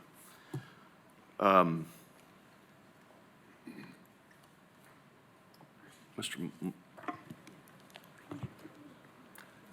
Thank you. Off the bat, we accept staff's recommendation with the 9 conditions, with one exception. Staff's condition asks that a centralized mail kiosk for Lantern Park must be located on Lantern Park Lane, subject to USPS approval of the new location. The subdivision regulations were amended in 2020 to take out any reflection of location of mail facilities. That was section 5.02. Because federal law preempted that, they can't tell you where to put a mail kiosk. I gave you an email from David McGill, who approved the location where it's at. We're going to have there's a sidewalk that's going to go down. There's sidewalks internal to this. There'll be sidewalks along Mission Hills Lane that connect to a greenway. So we've got the connectivity aspect handled. And so we wanted to put it on the common area that we owned, and that has been approved by the USPS. I don't think this body, the subdivision regulations, don't give this body authority to dictate where the mail kiosk goes. So other than that, we're completely fine with staff's recommendation. I do want to mention or ask Director Snowden If there's any site distance or safety concerns about the 5 lots that are on Mission Hills Lane based upon the objections raised by Mr. Sanders in the neighborhood. One of the things, there is a break in that median. So the only for the most part, there's only, I guess that would be southbound traveling traffic or traffic out of the subdivision. So folks, in my opinion, wouldn't necessarily be looking through those trees. They would instead be looking up the hill, which those trees wouldn't impede their line of sight. There is that one spot in the median where it does break, and there could be that conflict. And if that conflict did exist, that vegetation that was referenced is in the public right of way, and we could, remove it or ask the applicant to remove it to ensure that line of sight was available. And Director Stone, thank you. Following up on that, I mean, I know Massey Creek's done a very good job putting and maintaining the landscaping there, and they've put a very nice sign right there at the front of the entrance. Is there a sign in that landscaping within the county's right-of-way? Yes, sir. And did they have permission to do that? They did not obtain our permission, no. So if there's a conflict with that, then that conflict can be cleared by working something else out, relocating their sign or something of that nature. That is correct. We would use that right of way to best benefit the public safety. Are there any other safety concerns with the intersection separation or the access, those 5 lots onto Mission Hills Lane from an engineering standpoint? Not that I see, sir. And I do appreciate that. I just wanted to, time is limited on something like this. There's a ton of history on this, but I want just to really kind of drill down into the heart of it. I did pass out a letter that I did pass out in 2022 showing that there's plenty of turn radiuses. When Massey Creek was developed in 2016, they actually contemplated the Mission Hills Lane being access to the properties to the west and the east of Mission Hills Lane, which would include this. With regard to the court order, the court invalidated the 2022 concept, as Mr. Sanders alluded to, because we weren't reading the variances into the record. We're doing that now. They remanded it back, say, okay, if you're going to go forward with this 2022 concept, you have to justify the variances, read them to the record. It didn't require us to move forward with the 2022 concept. We withdrew it, and we went forward with the 2021 concept, which was already approved and had never been challenged. They filed a lawsuit challenging that. He's not going to agree with me there, but that is not for this body to decide. This body is looking at what we have in front of it today, and does it meet the subdivision regulations? Per staff's recommendation, per Knox County Engineering Public Works, it does, and I would ask that you approve it. Thank you. Thank you for your comments. Who wants this one? Well, we've got a question. Oh, we do? Oh, not a question. I'm just ready to. Well, Commissioner Higgins. Thank you. I remember this coming through in 2022 and the opposition and being very confused by the arguments, and I understood what they were arguing, but it just didn't really make sense as a valid reason to not do this. So I do want to make a motion, but I will say, Councilor Sanders, when I did mock trial in high school, and we had a case where part of the evidence was photographs of measuring tapes, but you couldn't see the bottom of the measuring tape, and that really worked to my advantage in that case, because we won a lot of cases off the fact that pictures of measuring tapes when you can't see the bottom are kind of useless. So I think this isn't very helpful for the conversation, but also to the counselor's point,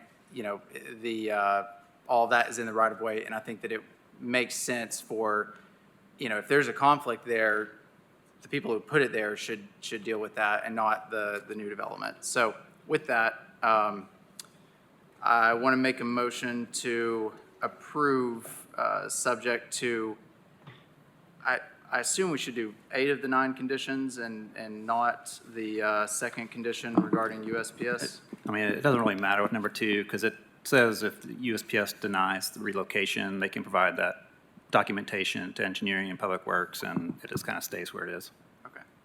So approve the concept plan subject to 9 conditions. Second. We have a motion by Commissioner Higgins, a second by Commissioner Smith to approve the concept plan subject to the 9 noted conditions. All in favor say aye. Aye. Any opposed? Ayes have that. There will be a second motion needed for the development plan.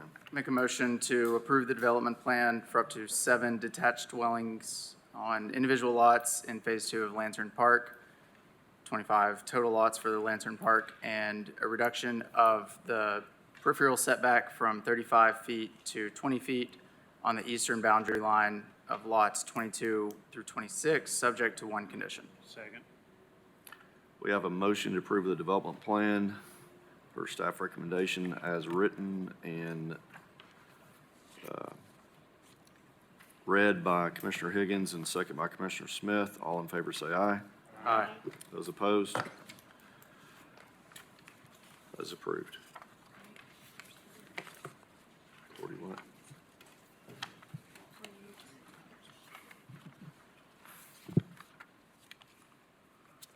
We'll now go to item number 48 that was pulled off of consent. Am I reading that right? That's correct. 48.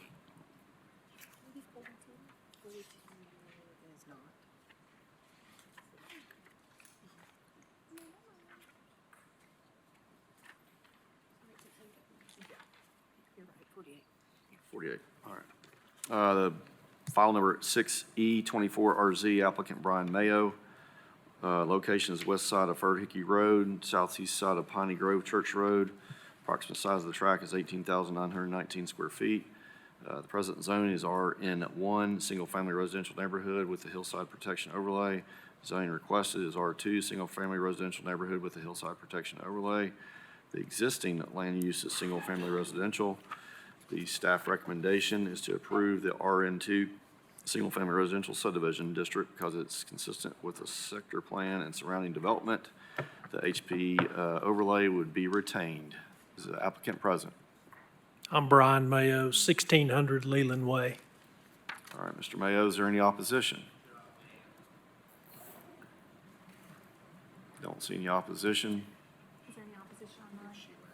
Yeah, the lady who had questions came up during one of our breaks and said that she had been able to speak with him and no longer had any opposition to this. Okay. Commission? Make a motion to approve as read. Second. We have a motion by Commissioner Higgins, second by Commissioner Shelso. All in favor say aye. Aye. Any no? Ayes have it. That would be approved.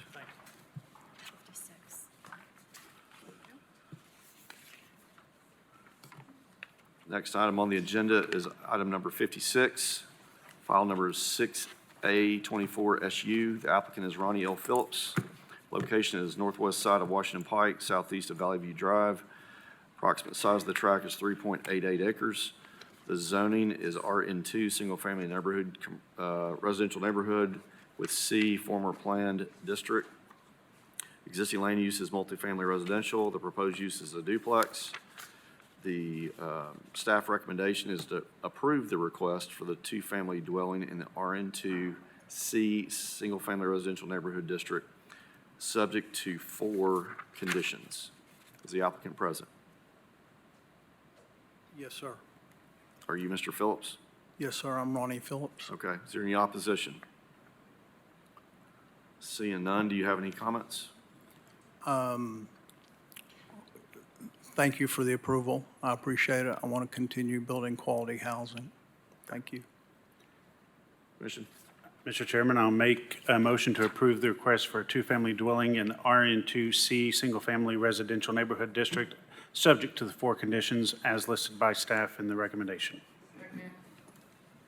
We have a motion by Commissioner Smith, a second by Commissioner Barger to approve the request, subject to the 4 conditions. All in favor say aye. Aye. Any opposed? The ayes have it. Thank you, Mr. Phillips. Thank you so much. I greatly appreciate it. We will move on to item number 58. This one was also pulled off consent. File number 6C24SU. The applicant is Tyler Stinnett. Location is northeast side of Ford Place, northeast of Sevier Avenue. Approximate size of the track is 10,131 square feet. Zoning requested, the current zone is RN2, single-family residential neighborhood. Existing land use is agricultural, forestry, and vacant land. The proposed use is a duplex. The staff recommendation is to approve the request for a two-family dwelling in the RN2 single-family residential neighborhood district, subject to 3 noted conditions. We'll need just the one motion on the duplex. Is Mr. Stinnett here? He couldn't make it, but I'm representing him today. I'm Tony Allen, 741 Banks Avenue. Is that your address again? Yes, 741 Banks Avenue. Thank you. Is there any opposition? Who pulled it off? Oh, I pulled it off. I would love to speak. yeah, I mean, if you pulled it. Commissioner Higgins. Thank you. I would, I plan to make a motion to postpone this for 30 days. I believe our bylaws allow for that. My reasoning is that with use on review, we're supposed to be provided certain materials that show whether or not, or that they'll allow us to make a decision. I do think that a duplex is appropriate here, but the materials that were provided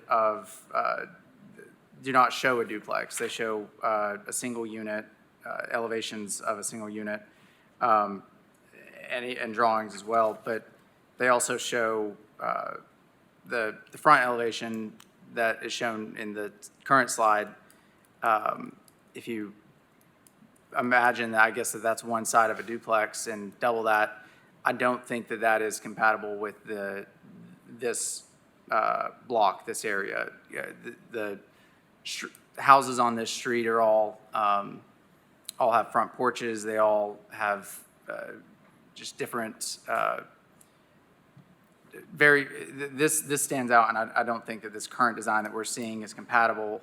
But I also don't think that we're seeing enough information in the application to make a decision on that. So my motion is to postpone 30 days to allow for the applicant to provide additional materials and designs, if that's permissible. Is it okay if I ask a question?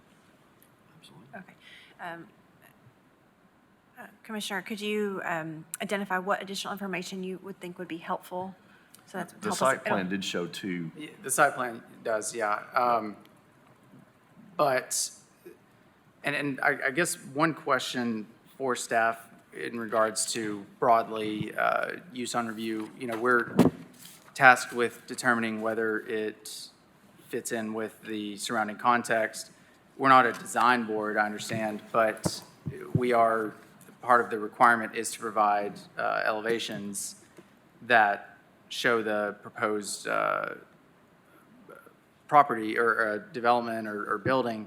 So I do think that if the elevations are within the scope of our review, then even though I don't want to try to be a design board or anything like that, but looking at this single elevation that we have, I don't believe that this is compatible with the surrounding context. So the additional information that I would like to see is a more, the elevations of an actual duplex and not a single unit, as well as maybe a design that shows a little bit more compatibility with the context.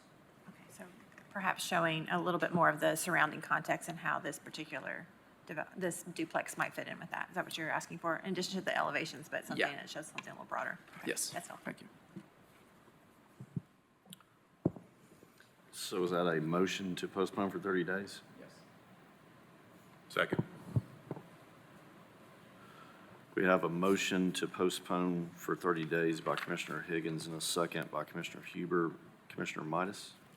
Yeah, I guess my question's for Lindsay. I feel like the zoning ordinance does have something regarding transparency on the rear, on the sides there. I didn't know, does this design, and it looked like it's 19.62% transparency on the front, but what about on the sides? Is that appropriate for a duplex? The principal use standards in the city zoning code have transparency standards for street-facing elevations, so not the side elevations that would just face an interior lot line. It just looks like that, and I guess along with Commissioner Higgins' comments, it looks like, I mean, that's pretty visible based on where the duplex can be positioned in this lot. Be nice to have some more windows if that's going to be a very visible side facing the street. Okay. Could We have a motion? I'm sorry. Yeah, I'm could sorry. Daniel? we get some clarification on what a special use review is? Like what this body's purview of a special use is? Because I kind of have understood it to be, you know, we see a site plan, do we understand that we think that fits, that type of use is appropriate there?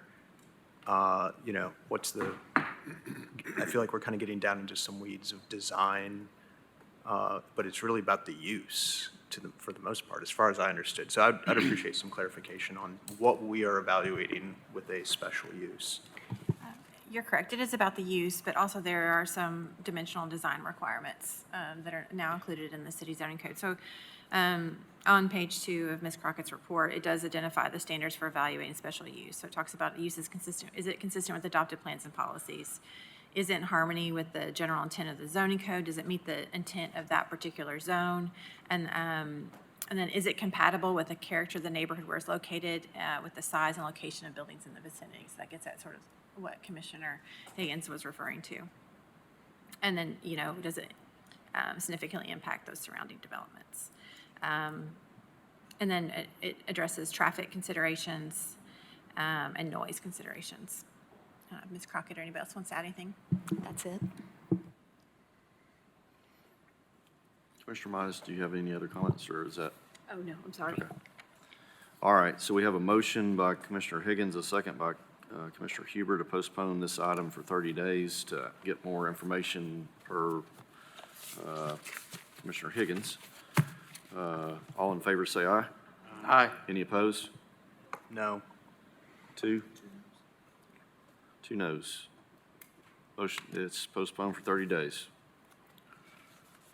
Can I get more clarification on what exactly is needed for the next application? Our staff will follow up with you all Okay. and give you a little bit more clarification. Okay, great. Great. Thank you.